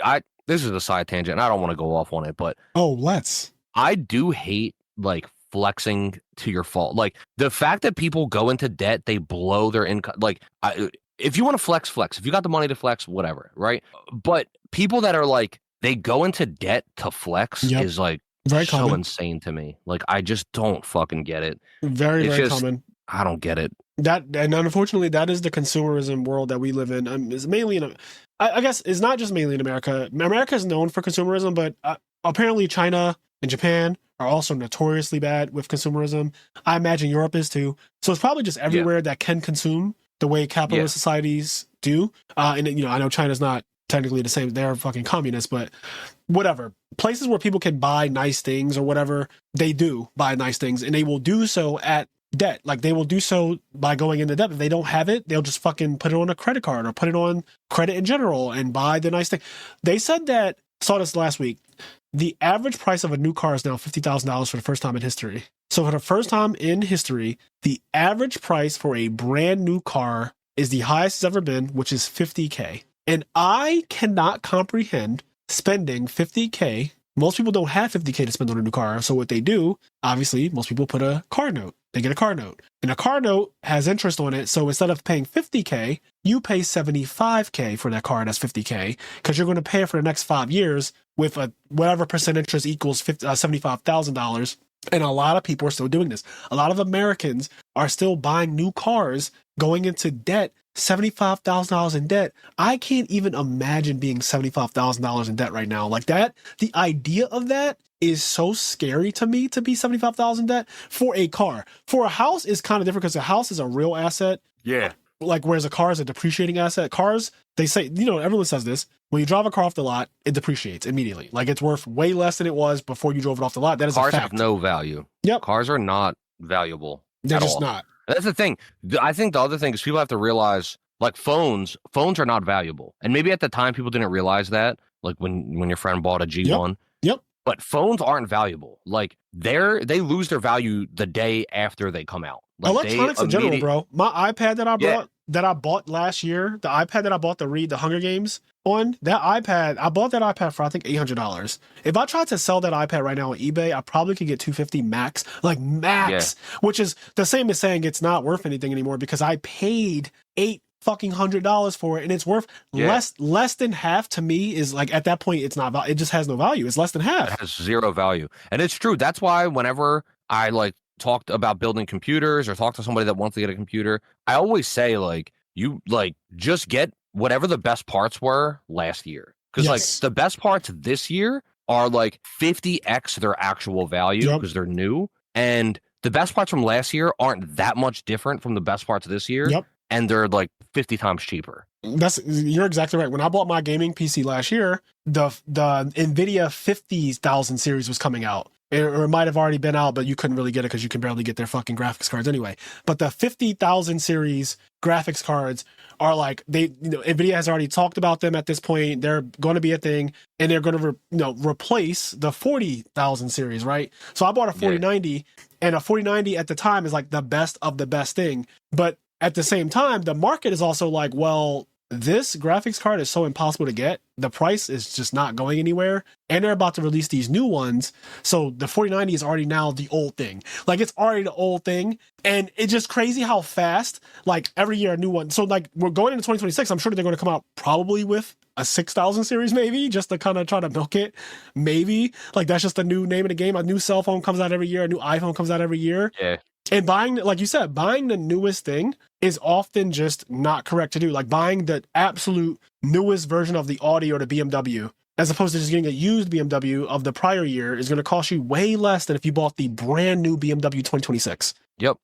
And I mean, you end up wasting a lot of money doing stuff like that. And you just, for example, I'll use Frazier as an example because I think he's a good example of this. And we've talked about it before, so I don't want to spend too much time on it. But Frazier very easily could have fell into lifestyle creep where he got a big, fat, fancy apartment. Yes. Those luxury apartments that everyone has that's on Instagram. Yeah, a lot of people do that. You make more money, and every time, like, people get raises, and then they start, like, let's say you were spending to your limit and you were making it by on, let's just say $50K a year. Yep. And then, like, if next year you make $60K, all of a sudden, a lot of people go down the path of they're still struggling to get by week to week. And that shouldn't be possible. If you were surviving week to week on $50K, now making $10K more every year, right? You should be living like in such a comfortable way that like you don't ever have to worry about week to week. You have your savings if something goes wrong. Like, but that's not what people do. They just like immediately lifestyle creep. Oh, I'm now making $10K more. I can buy the newer iPhone. I can buy the newer car. I can get this addition on my house. I can get into this better And they take on more debt in general. They just take on more debt too. Like now you start buying more subscription services. And next thing you know, your base lifestyle cost just went up in general, which is lifestyle creep, right? That's literally what you're talking about. Lifestyle creep is very real. And it's scary too, because it can happen. Gary is the first person who ever told me about lifestyle creep. And he sent me a Reddit thread. It was our finance. And it was a whole Reddit thread just about the concept, which I never even knew was a thing. And and this is over 10 years ago now. Once I read that, I was like, wow, like that's what's been happening to me without me realizing it. That's been happening to me. Then once I realized that was a thing and that I was becoming a prisoner of lifestyle creep, I have been very careful to not let that happen. So for instance, the apartment that I currently live in, I've been in for 11 years. I moved in this apartment. Kenny knows this. I moved in this apartment February 2014. It is now October 2025. I've been in this apartment for 11 years. And do you know why I've been in this apartment for 11 years? It's because the rent is outrageously cheap and they have not raised it a fucking shit ton like every other apartment in the world has done. So I'm pretty comfortable here. My landlord is not a scum landlord who's trying to get over on me. They're not making me uncomfortable. Whenever I've ever had any issue in these 11 years that I've been in this apartment, whenever anything is, the fucking faucet, the knob is getting loose and I'm not a mechanic. I don't know how to fucking do anything. Can you send somebody she will send someone in the same day to fix whatever I need. I'm like, yo, our toilet, I don't know what's going on with it. The water is not filling up for some reason. So something's wrong. The same day a guy comes over and fixes my toilet immediately. Yeah. I had an apartment. By week 2, I realized, not even week 2, within a week, I realized, this apartment's infested with roaches. Crazy. And that Crazy keeps happening. It had roaches until I left the apartment. Crazy. It's just like, nothing ever got dealt with. Just like piece of shit slumlord landlords that don't fucking care about anything. So when you find something good and you find something within your budget, mind you, this was what I was making 11 years ago, right? I was able to afford this 11 years ago, and my salary has changed pretty dramatically in over a decade. I have to be honest. Like 11 years ago, my salary was literally half of what it is right now. Like actually, I was literally making half of what I'm making right now 11 years ago for a roundabout of how much more I'm making now. It's been 11 years and I'm making over double of what I made back then. And I'm still living in the same place. And I could have, and like you said, absolutely with lifestyle creep. And it has allured me. Like there have been moments where I've gotten weak. I've definitely been weak. And I've been on apartments.com. I've been on Zillow. I've been on Trulia. And I'll start looking. And I'm like, man, I could move into one of these super nice, state-of-the-art, everything crazy. And it's like $3,500 a month. And I'm like, holy shit. That is a crazy amount to be renting, like $3,500. Now, obviously, money's relative, but to me, $3,500 a month to rent is insane, and I pay a fraction of that right now. So I'm like, there's no reason for me because what am I doing? What is the point? What is the reason? But people just like to flex. They want to floss, and once again, knowledge is power, right? Maybe you never read that thread. Yep. And maybe you end up buying that apartment because you're just like, I got the money, I can afford it. Like, why can't I afford it? Why wouldn't I live in this nice, this is a nice place. If I have company over, there's you can justify it. You can very easily justify that apartment. Absolutely can justify a lifestyle creep to yourself. Yeah. Not to people, on the outside who are like, you're fucking nuts. Like, I know when I make certain purchases, there's no way I could ever justify most of the clothes that I buy to Kenny. Like, Kenny knows how expensive some of. I'll tell Kenny, not just for no reason, but sometimes the conversation will come up naturally when we're together about how much something costs that I might be wearing or that I have. Yeah. Like, he doesn't ask me, and I don't blatantly just say, this is $800. But for whatever reason, maybe Cheyenne is around, because Cheyenne's very inquisitive for some reason. Cheyenne will just say, like, hey, it's a really nice jacket you got there. And I'm like, thank you. He's like, would something like this run you? Like if I wanted one of these Canadian Goose, one of these fucking Canadian, say I wanted to be a Canadian Goose. What if I wanted to just, he puts my jacket on, he's walking around, he's like, say if I wanted to be a cool Canadian Goose all of a sudden. Fucking ridiculous, right? Say if I wanted to be, he's flapping his wings, he's like, say I wanted to be a fucking Canadian Goose. And he's walking around in my jacket, and I'm just looking at him. It doesn't fit him. And he's just like, how much will one of these nice warm? Oh, I'm starting to sweat. This is really warm. Is this what this what those corporate guys feel like, huh, when they leave out in the morning? These fucking these nice Canadian Gooses, huh? I see everybody downtown with these things. How much would this run me? And I'm like, well, if I'm being honest with you, that jacket, that coat's $1,200. And he takes it off, he puts it on the back of the chair, he pats it twice, and he goes, yeah, I'm never going to fucking touch that thing again. I'm never fucking touching that thing. I'm sorry I even put it on. Do I owe you anything? Do I owe you? Oh, fuck. Do you rent that out? Yeah. Do you fucking rent that? Like, do you fucking... Yeah. Are you fucking... Are you leasing that thing? Like, how do you... So, some of the things that I've bought and some of the things that I buy, because I talk about this all the time. I'm very honest and open about this. I love really, really expensive clothing. It's just a thing. I just love it. I cannot explain it. It just makes me happy. For whatever reason, I get a dopamine rush when I buy really nice, fancy clothing. And when I'm tracking it multiple times a day, it makes me very, very happy. And you guys know I say do the things that make you happy. That's one of the things in life that makes me happy. People spend their money on whatever they're going to spend their money on. But whereas with that, the reason why I think I'm able to even do that, though, is because I didn't buy the $4,000 a month apartment. Yeah. But you'd find a way to do it anyway, and you would just be in debt. Yep. Like if you were already like throwing caution to the wind. Yep. Right. If I never you would just do it anyway, be in debt, and then like one bad day, and now you can't fucking afford anything, and everything. You get fired. All you gotta do is lose your job. They say most Americans are like one disaster. They say most Americans are one $500 disaster away from being in poverty or being in like a really bad situation financially. If just like one $500 out of nowhere expense occurs, most Americans cannot handle that.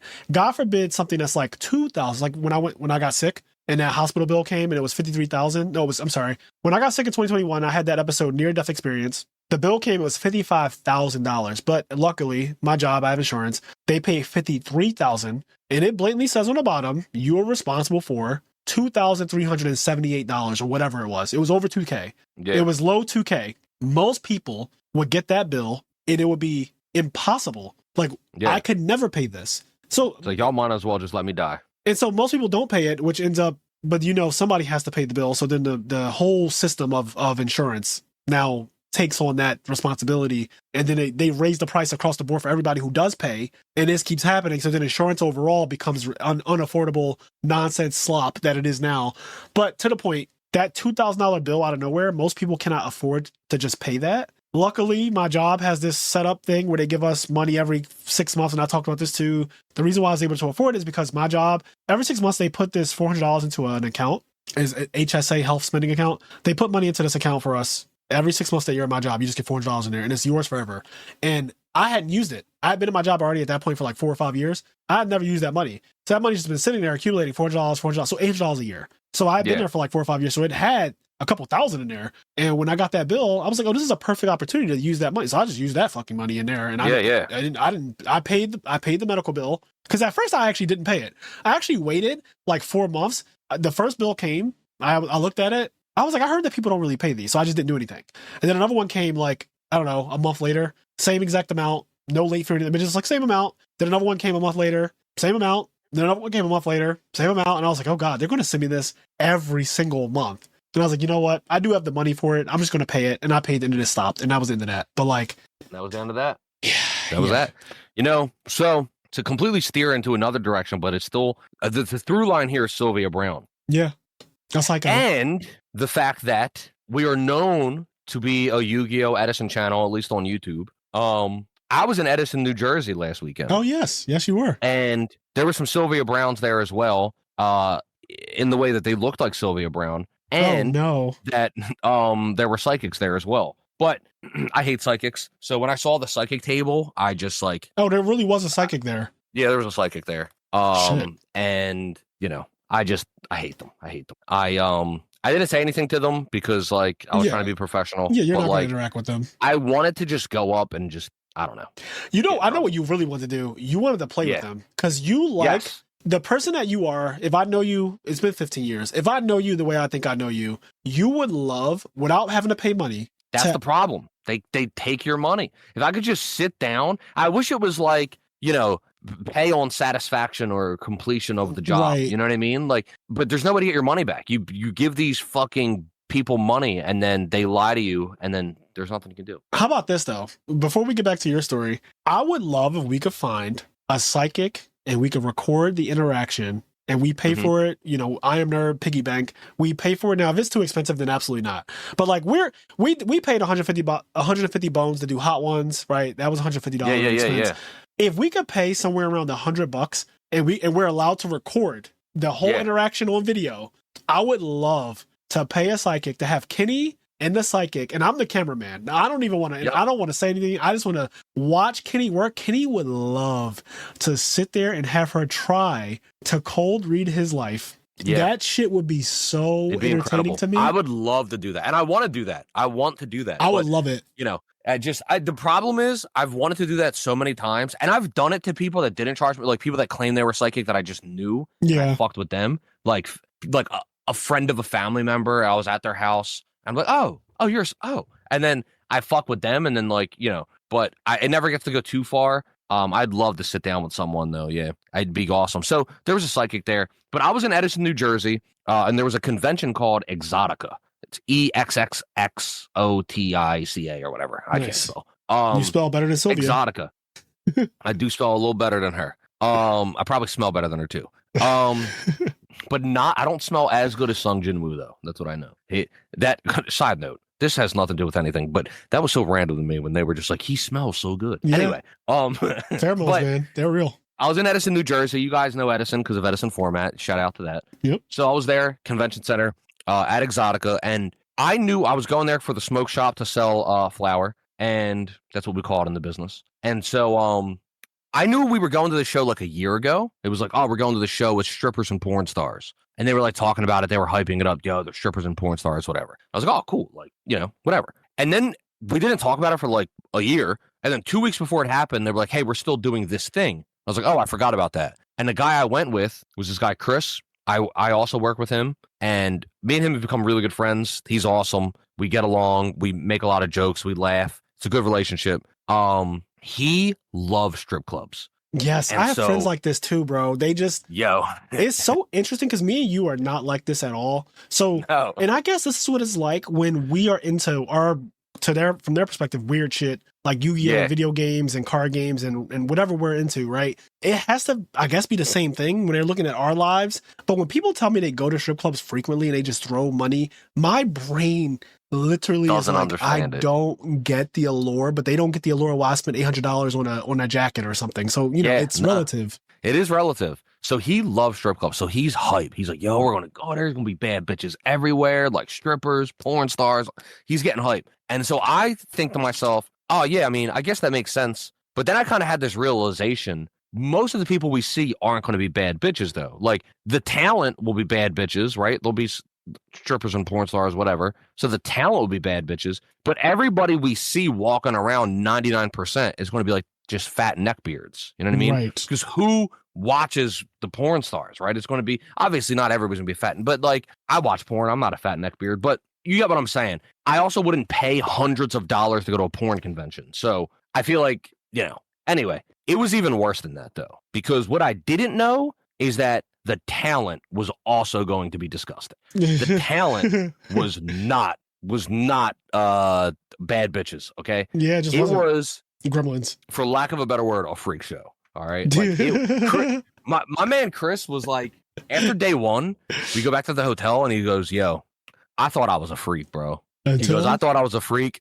He said, I'm not a freak. He said, there's no way you're putting my black ass in a cage with a leash on. All right. Because there's people like getting in cages with leashes. There's people getting whipped. Like all kinds of shit. And he's like, that shit. He's like, I'm not a freak. He's like, this shit is not happening. Yeah, like I'm not going there. If that's if that's the level, like the floor of being a freak, then I'm not even on the floor. He said, I'm not on the floor. But there was just so much. I just want to say, if you think it sounds fun, Exxxotica porn and stripper convention. It does sound so, like when you told me about this 2 days ago, I was like, man, I even said I kind of want to go. And I still do. Yeah. I still do kind of want to, because seeing is believing. It's the curiosity killed the cat. I do trust you. I trust that. I have a video for you. I wish I got a chance to show you the video before this podcast, but we might do a follow-up where you've seen the video and then you go, by the way, guys, it's bad. It's gross, yeah.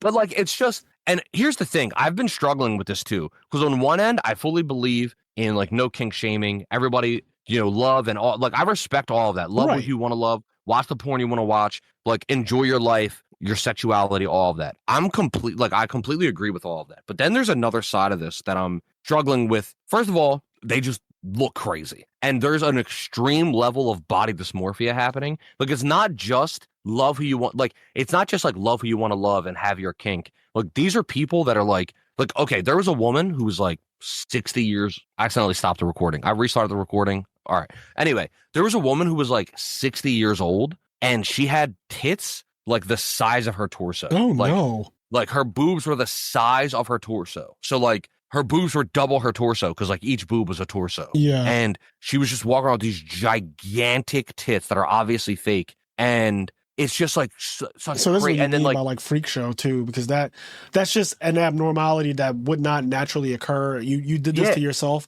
Those people who are botched like that, they look like circus freaks or whatever.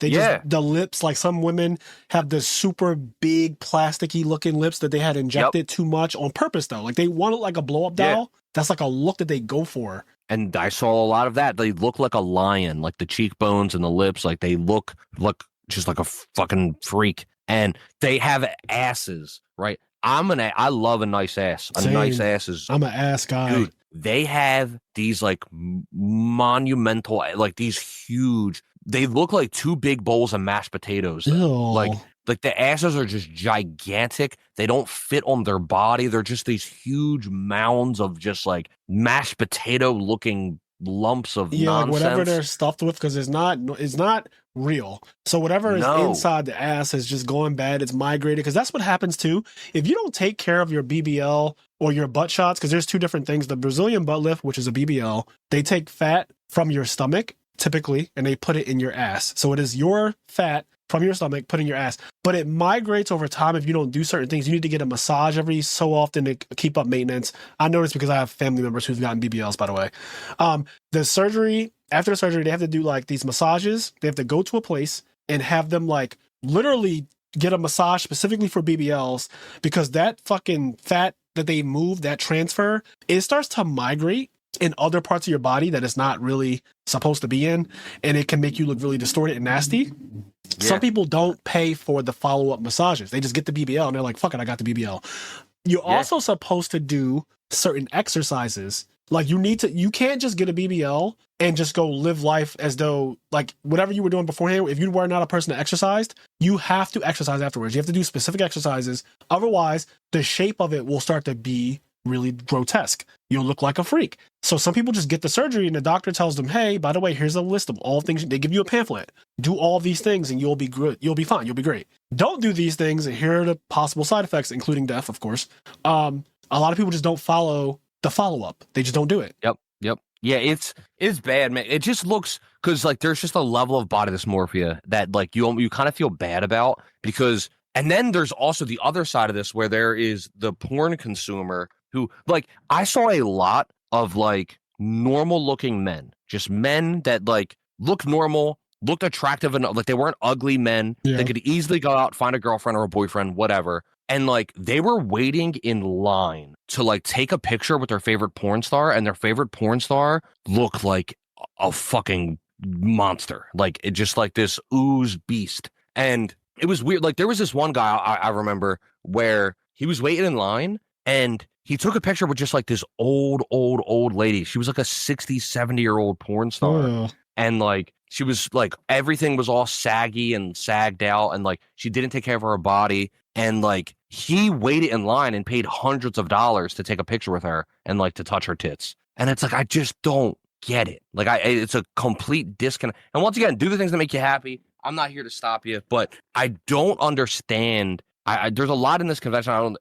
Basically my point is, I don't think it's as like simple as saying, do what you love, like, find your freak, have your kinks and all that. I don't think it's that simple, because I think there's a lot of underlying trauma in a lot of this. And because sometimes mental health issues are present there too. Yeah. There's trauma, and there's also, because body dysmorphia is a mental illness, is you believe, like I suffer from a degree of body dysmorphia, which I've been vocal about on this channel as well. I am not fat, right? I'm aware of this. I'm self-aware, right? I know I'm not fat. However, I look at myself and sometimes think that I am overweight or bigger than I should be, and it makes me go on diets, like crash diets. I've been known to yo-yo diet. My friends know that I will be on keto or some other bullshit that I found on the internet. Medina, who lived with me for a while, was very aware of this because we lived together. So he would be like, oh, you're like, I noticed you're just eating like fucking soup or something. So whatever weird bullshit that I was on at that time, I would go on these crash diets. And that's from my body dysmorphia. And it's crazy because I know. And so everyone tells me like, you are not fat, like you were like, and then they're like, you've never been. I've known you for X amount of decades, and I've never looked at you and been like, damn, Frazier's kind of fat. But I told the story about how that one Thanksgiving during the pandemic when it first started. Yep, she ruined you. She ruined my life. My best friend's mom, who I consider to be my mom as well, because she's just like, we're so close. She knew me since I was a little kid.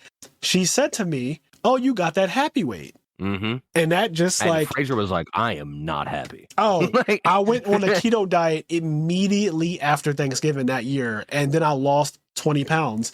So like, there's a level of mental health, like mental issues there with body dysmorphia. And so it's not as simple as, oh, like this is my kink, or I just like this and I'm into this. Some people are into body horror or grotesque or whatever, like BBLs that are botched. Like some people are into botched specifically, but you have to realize when you're dealing with someone who's botched and they're blatantly botched on purpose, that person clearly has something wrong. There's some kind of imbalance in their brain for why they felt the need to take their perfectly normal body and make it look like a blow-up doll. Like that is not a thing that humans normally should be going for. And it's dangerous. I want to really normalize like anti-cosmetic surgery, unless there's some people that need it. Like some cosmetic surgery isn't necessarily cosmetic. Like you need it to improve your quality of life. But like I'm anti breast implants and lip injections and that kind of stuff. Like the cosmetic surgery that's just to like look sexy or whatever. On the contrary, just to interject, my sister, her boobs were actually giving her back trouble. And so she decided to get a reduction. And now she doesn't have back problems anymore. That is an amazing, like, she did not go to get them enhanced. She didn't get implants. She was like, these have gotten to the point where my back, like it hurts and this is a problem that a lot of women have. They don't really talk about it to us men because we don't have boobs, so we don't experience it. Yeah. But when you hear women talking just candidly and they talk about like, oh, my fucking back, it's these damn titties, it's these boobs. Some of them wish they could afford because like it costs money to do it. So it is technically cosmetic, right? Like technically it is a cosmetic thing, but it also improves, like you said, specifically to improve your quality of life. Yeah. Her back was fucking killing her. And now she's like, I got them reduced. They're much smaller. And she's like, I'm happy. I don't care who doesn't like it. I am happy because I don't have back problems anymore. And I'm like, I support you, obviously. Like, Yeah. And also you're reducing the size of them. You're not adding foreign objects into your body. Right. Like the thing with a lot of like breast implants is you're putting foreign objects into your body. And so I think most women, and men, but I'll use women as the example, are more attractive before cosmetic surgery than after. Like, especially if we're talking like breast implants, like I think fake breasts look horrible. Like they don't look good. Fake asses, I don't think look good. Fake lips don't look good. Like fake eyes, it very rarely looks good. Yeah, usually it looks probably look better beforehand. And but here's the other thing too. There was a couple things where I feel like, okay, this is crossing into like weird, potentially illegal territory. There was like this one. So there was a lot of people walking around with leashes on and like butt plugs that were like dog tails or whatever. So they weren't all women. I saw a lot of. No, they were not all women. There was guys walking around straight up with their gat out. Like guys just like I'm talking, they were basically wearing like a mesh see-through thing. And then like they just had hard cock and they were just walking around with it like being visible to everyone. Wow.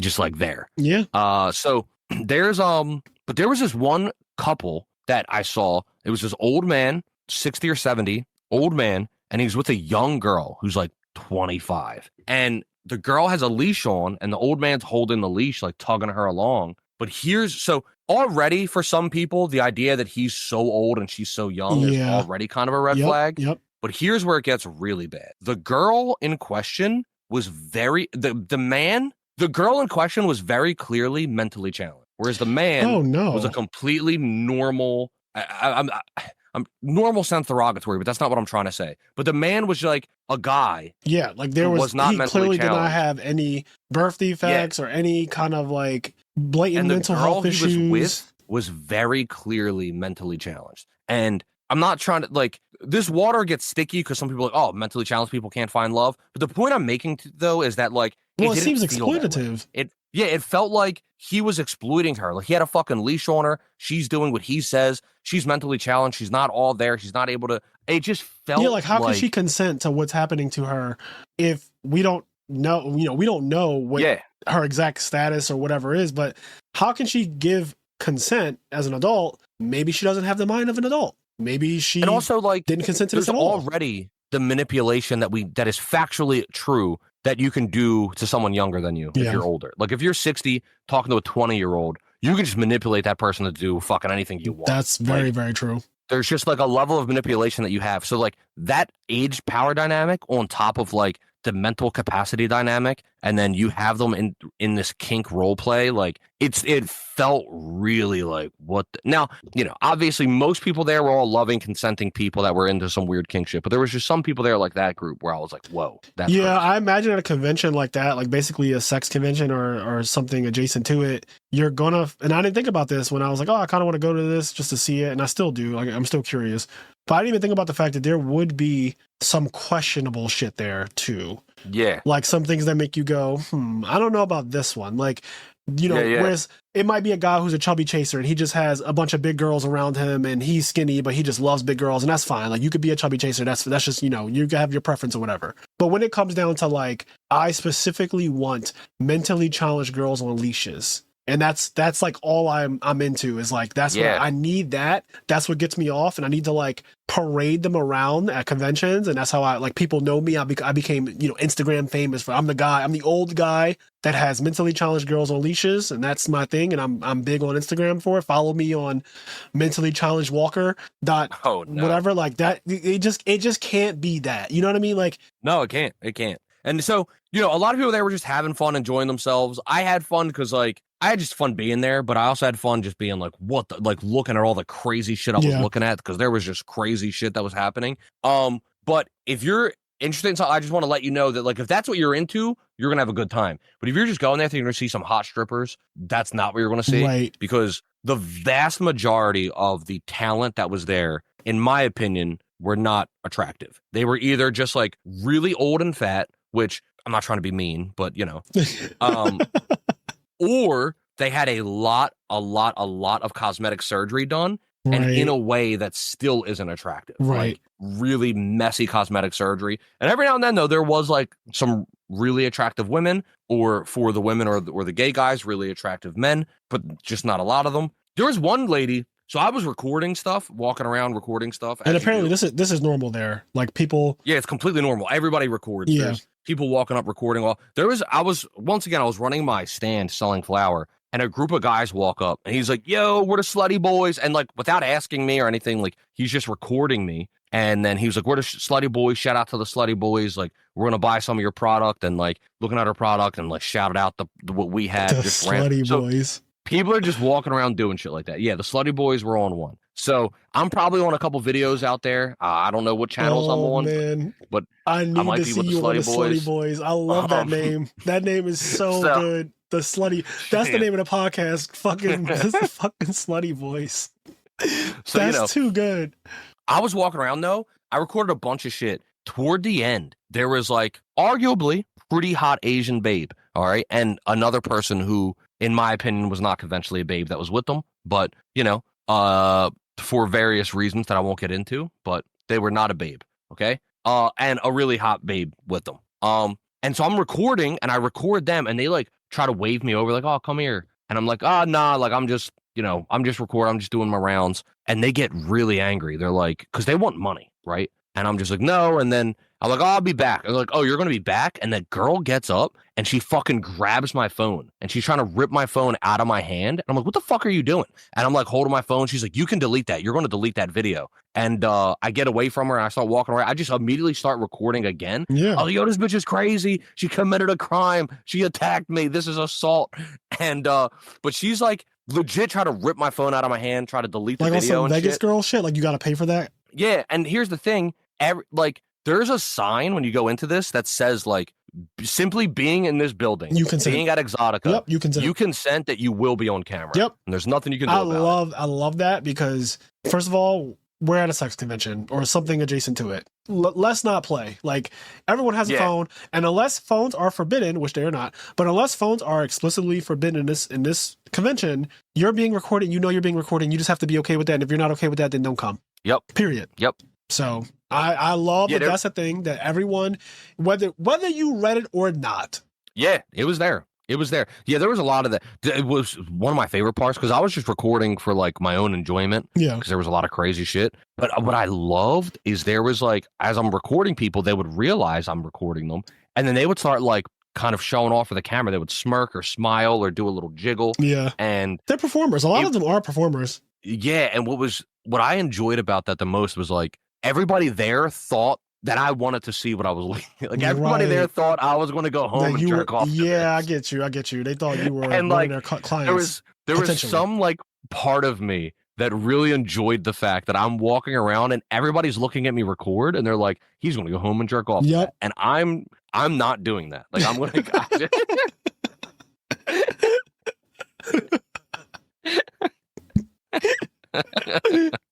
Yo. You said, and I'm not doing that.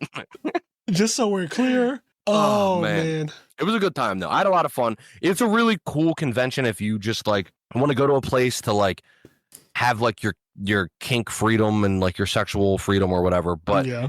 And I imagine there's more types of those types of things too, because I've never heard of Exxxotica, but I do know there are other ones, but they're just freak shows, like sex shows, sex convention type things, porn convention, whatever you want to call it, whatever they go under, whatever the umbrella term is. There are multiples of those types of things outside of just Exxxotica too. Oh, everybody there was working too. There was at one point where I saw like you would see like some of the girls or guys or whatever, and you'd see them walking around with like some random old man. And at first I was like, is that their manager? Like I was trying to figure stuff out. I was like, is that like just one of their friends and then eventually I figured out that basically they would like pay like hundreds, I think close to $1,000 where you get to just walk around with a stripper for 5 hours. And so the stripper just hangs out with you for like a couple hours. And so like you walk around the show looking at all the other booths. And when you go to the other booths, you're going to end up spending money there too on the other porn stars or whatever. And like you're just walking around with a stripper and she's hanging out with you and talking to you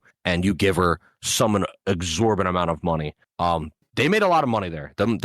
Shout out to them. They made their bread. Some guys are into just that, paying for services from women that they know they don't have a shot with, but they can afford them because they have money from whatever source. And so they'll just pay like, fuck it, I'm a trick. Because that's what it's called. Like, that's literally called tricking. When you pay for a woman to be in your presence and to talk to you and to spend time with you, you are a trick. When the only reason a woman is talking to you is because of your wallet, like literally, and it is a very clear transactional relationship where you pay me and I will hang out with you and make you look quote unquote cool. Yep.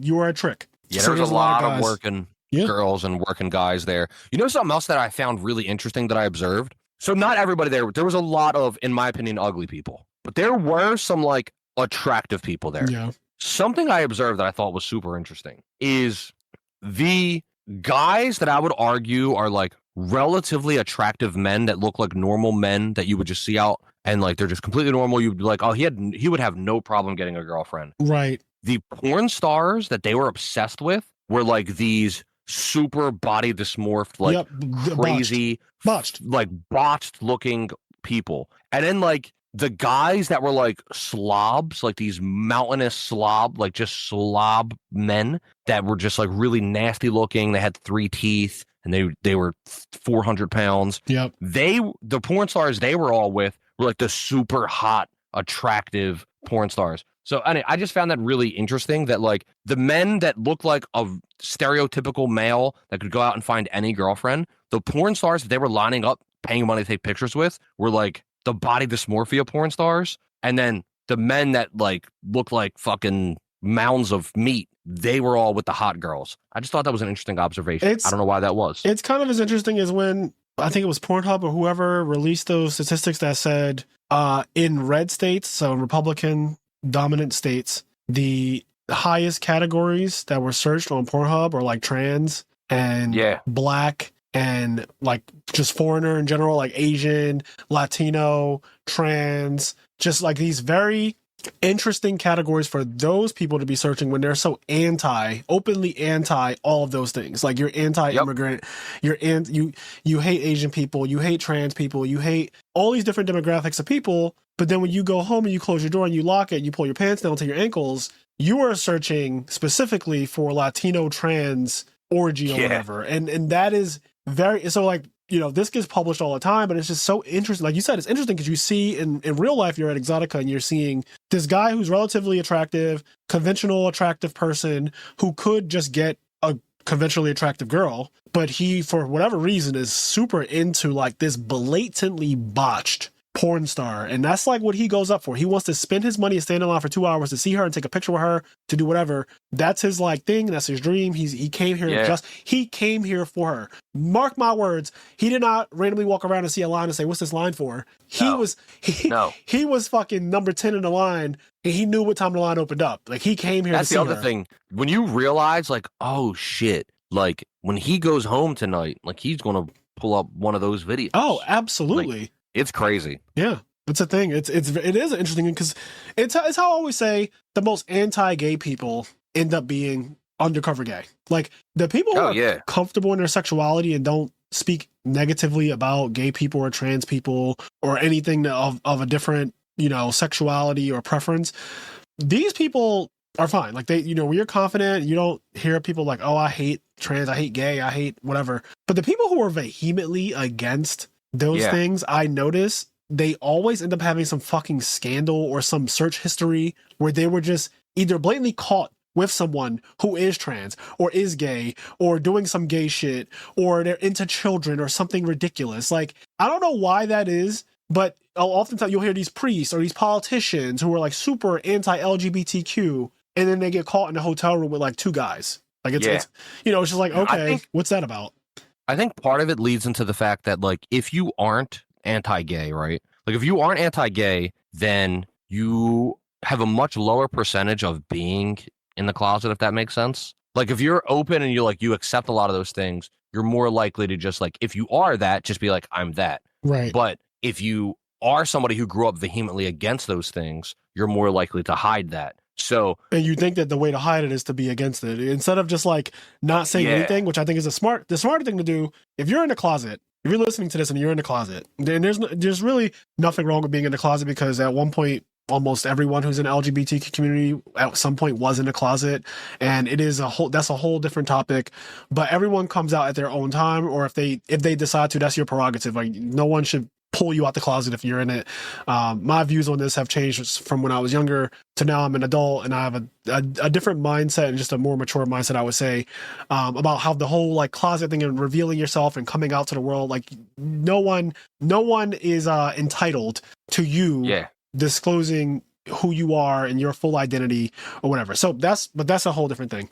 But like to the point, being anti something is not a way to show the world that you are not something. Yeah. And it actually raises more suspicion, especially because I have dealt with guys who have been very anti-LGBTQ. And then I have been out in the neighborhood of Philadelphia, and I will see them in said neighborhood. And I'm like, holy shit, that guy pretends to be the most macho, anti-gay, anti-trans, anti-all those things. And he is down here on 13th Street, which is the known, or is it 12th? Whatever. He's down in the neighborhood Yeah, it's one of those. He's one of those too. He's down in the neighborhood, like, secretly thinks he's secret or whatever. But I noticed the body type, I noticed the walk, I noticed whatever, and I can tell it's him. And it's like, bro, that is crazy. And the first time I saw that in my younger 20s, I couldn't believe it. But then I started noticing more and more that is a thing. Like, people just. It's so crazy to me how often people think they can be secret in public. Like, the city's not that big. No, it's not. You know what I mean? No, Like, it Philly's is not not that big. Like, so if you're from Philly, you live in Philly, and you think there's a fucking street you can be on. Yeah, like in where, downtown, like, by the way, Kenny. Like, yeah, like a street in downtown where you're going to be incognito. No, like, that's not how that worked. so there's this. I'm not for outing people and everything like that. I've matured over the years, and like I said, my views have changed and the whole thing. But I was talking to our mutual friend Gus, and there's this one person that we both know. I'm going to be as vague as possible, obviously.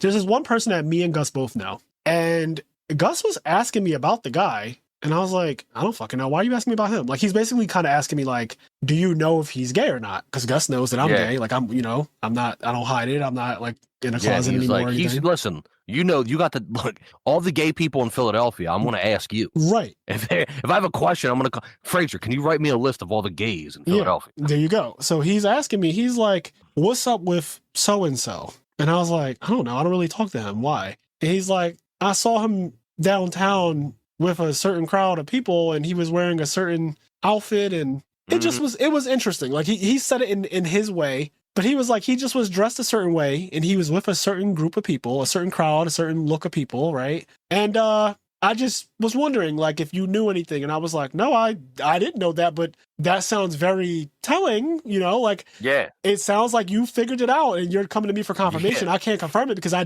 genuinely don't know, because I don't talk to him like that, and we're not on that level. Like, it goes back to the whole, all gay people don't know each other. We don't all talk to each other. We're not all friends with each other, right? But yeah, I was like, I don't know, but it sounds like... Oh my God.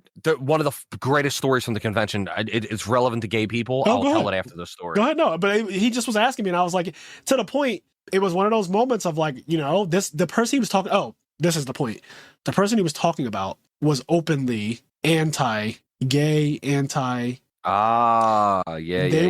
They presented themselves at locals and at events and stuff like that as, man, get that gay shit. I ain't with that gay shit. Get that gay shit out of here. Like, they were one of those kind of people.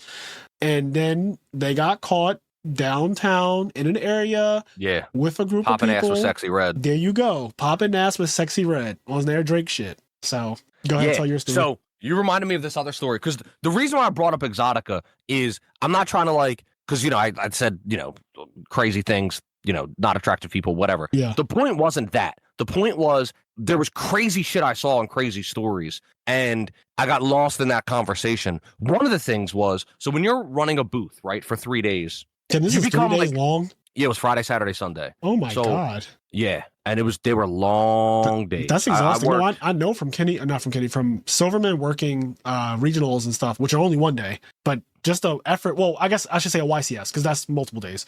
A YCS is Friday, Saturday, Sunday, because you have to be there Friday, Saturday, Sunday. And he would tell me how strenuous it is to get up at literally 5 a.m. to get all the tables, all the displays. You have to get to the convention, set everything up before players come in at whatever time. It's a lot, but go ahead. Yeah, sorry. It's a lot. So, you become friendly with, like, your neighbor or whatever. I've done a couple conventions. So you have, like, a neighbor that's selling whatever they're selling. So what was funny is going into the convention, once again, my one friend was super excited to see, like, super hot strippers and porn stars. And Raj, the person who owns the smoke shop, was like, he sent out, like, a joke text saying, like, hey, like, blah, blah, blah, like, just to let you know, like, the stand across from us and next to us is, like, a gay stand, but they're really cool guys. And, like, all this other shit, and, like, completely killed his mojo. Or, like, he was, like, so excited, and they're like, yeah, and I had to save a little bit of money, so, like, there's this couch, we got to share the couch with, like, the gay stand, and but, like, we're gonna save money, and, like, I heard word on the street is they smoke, so, like, we'll be able to make good business. Yeah. And Chris is, like, just not having any of this. Like, he's excited to see some hot strippers. Anyway, it was a joke, but the stand next to us did end up being a gay stand, funnily enough. So it's these two gay guys, these two Mexicans, their husbands, and they were selling like butt balm and, like, some kind of, like, anal cream. I need to go to this. I need to see the butt balm and the things there. I didn't even know butt balm existed. Let's be like, I am like, I don't know One if I'm of a their slogans conservative was gay. DTF, down to fuck. One of their slogans was DTF from the inside out. All right. That was one of their slogans. And they had like this supplement pill and like something else and butt balm and all kinds of things to make anal sex easier or more pleasant. Well, that's good. That is good. Yeah. So good stuff. So they're there and we become, friends with them over the 3 days because you see them every day. You're spending, tons of hours right next to them. Right. By the last day, we're cleaning up. Most of the customers are gone. We're cleaning up. We're breaking everything down, bringing down the tent and the tables and the product and all this other stuff. And this big, fat, sloppy guy, this janitor, comes over to the table and he's talking to one of the Mexican guys. And he's like, yo, come on. And he's like, no. He's like, come on. He's like, come on, man, come on. And he's like, no, and he's like being awkward. The Mexican guy, he's like, no, and he's like trying to like get this conversation to end. And then the other guy, the janitor, is like, dude, come the fuck on. Like, you made me take it out and everything. Like, he was like, come on. Like, you said we were going to do it. Let's go do it. And essentially what ends up happening here is that at some point, one of the gay guys and this janitor were in the bathroom and he got the janitor to take his dick out and show him his dick and then promised him that he'd let him like fuck him in the ass. Okay. Not even just like a blowjob, just like full on penetrating sex. Okay. Bathroom, in the bathroom. And so this janitor comes over and is like demanding that this happen right now in front of this guy's husband. And so now the husband's like, what the fuck is going on? So like we're at this whole convention. We're like super. And then like at the end of this convention, we see this marital spat because one of the guys did a little bit of drugs and was feeling good and was trying to have sex in the bathroom at Exxotica. Shit was crazy. The fact that janitor was aggressively like, no, you owe me that. Yeah. He was like, I showed it to you and everything. Like I pulled it out. Like, come on. Yeah, that's wild, bro. That is so. Yeah, that's wild. You owe me. You owe me, bro. You owe me. God, shit was crazy. There was this lady baking. She would bake like a.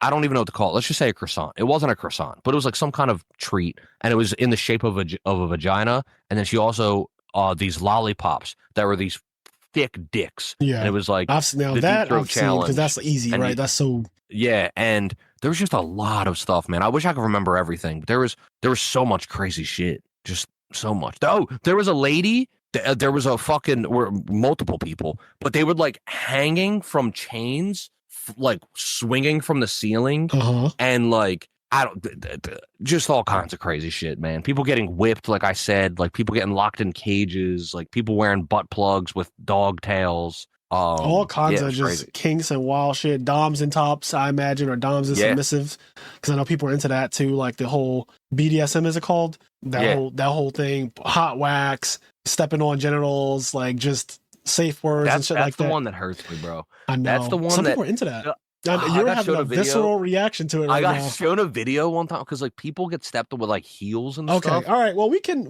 wrap this one up. Yeah, it's bad. It gets bad. Because now I'm having a physical reaction. Yep. It's all right. It's all right. You can imagine what happens, but it's not good. Well, Exxotica sounds like a lot of fun. It is fun. It's legitimately fun. Just don't think you're going to see hot girls. You're not going to see that. Or hot guys or whatever, because it's not much of that. Like there will be some, like you said, very few though. Like don't expect that's going to be the norm. Yeah. But other than that, it's fun. It's a lot of fun. You'll have fun. So Kenny did offer me to go back to that with him in December, I think it was. And I am considering going. You said I have a free ride, but I have to pay for my own ticket, which is fine. Yep. I'm considering going, and if I do go, I obviously will make content out of it, right? Like it'll be something, it'll definitely be Patreon exclusive. So there's that. It'll 100%. Because I made content as well, but I don't know if I can show it to anyone. Yeah, it would only be Patreon exclusive, and it would have to have like some kind of tag. I don't know what the rules are on Patreon in terms of what can be uploaded or whatnot, like full, nudity and things like that. But yeah, if I do decide to go in December, I'm not going to commit to it, obviously. But if I do decide to go, then it will be some content that I think would be interesting if I'm allowed to put it on Patreon. That'd be really funny to have. With that being said, we're going to end this episode here, guys. So we have Sharing is Caring, Quest, Xavier Swift, This Ain't God, This is Stanley Earl, Hanging with Epstein, Serial, Gatekeeper, Henri Reynolds, Red Vines, Mitchell Niles, Vince, Dallas Bailey, KJ, How Much Media You Got, Sarah Maria, Alex Ahern, FT Campa, Addison Club, Big Bora, Grok, Sugal, Vicky Venomon, Elijah Barr, Falf Tal Tadeo, Volvita Mega Monarch, Loud and Wrong, Generator 215, Joshua Carroll, Eric Chai, Wayne Bangui, Brian Moore, Nothing Beats a Jet 2 Holiday, The Pilot Mountain, Gingerilla, Darling Hold My Hand, Tim Bailey's Glaze Smooth Butt, Real Nika, Cormac Newton, Kenny, I Got 50K for You, Dog, Hershey Bar, Employster, Tyler Frasher, and then Sasha Egger, Daniel Anderson, Deroa, Aston Master Sleeping is Goated, Jordan Eastman, Robert Light, Klanger, Fantan Andrea, HT19, Gregory Calmaring, Charles Duran, Olympics at Jigsaw, Mike and John, Rich Silverberg, Santi, Frago, Michael Zhang, Tyler, Chris Louie, Luis Suarez, Julian Weidman, Hopeless on Purpose. Hopeless on Purpose. Also, I'll take that little aside to also say my throat is killing me because, like, for those days of the convention, there's music. I'm yelling over the music, making sales, doing tons of talking. Yeah, my throat hurts so bad. But Hopeless on Purpose. Shout out to that episode. What was it? Have a Good Day on Purpose. Yeah, Have a Good Day on Purpose.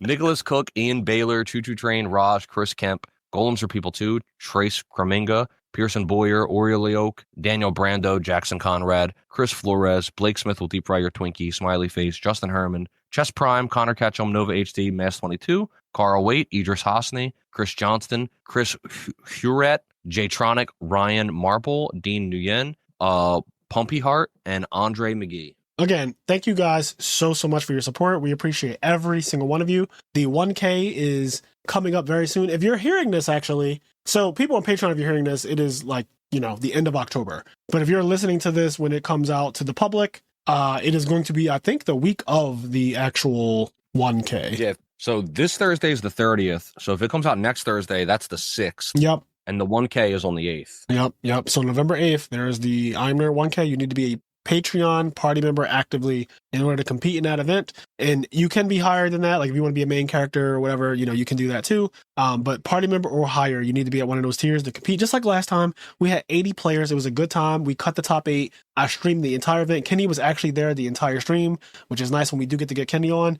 So that was really nice. And yeah, it was a good time. It was a fucking great grand old time. Chess Prime took it down with Gigavice, and that was the first time Gigavice has won anything close to that size. So yeah, right now, with that much competition, yes, that many players, and like a lot of killers, killer players, and Gigavice won, so that was really cool. Yeah, so that was the biggest tournament Gigavice has ever won. We'll see what happens this time. I know the heavy hitters will be back because there's a lot of money on the line. So yeah, with that being said, guys, as always, say do the things that make you happy, including enjoying some psychic bullshit and the pussy boys, the slutty boys, the slutty boys. The slutty boys. We'll catch you next one, guys. They were on one. Peace. Oh,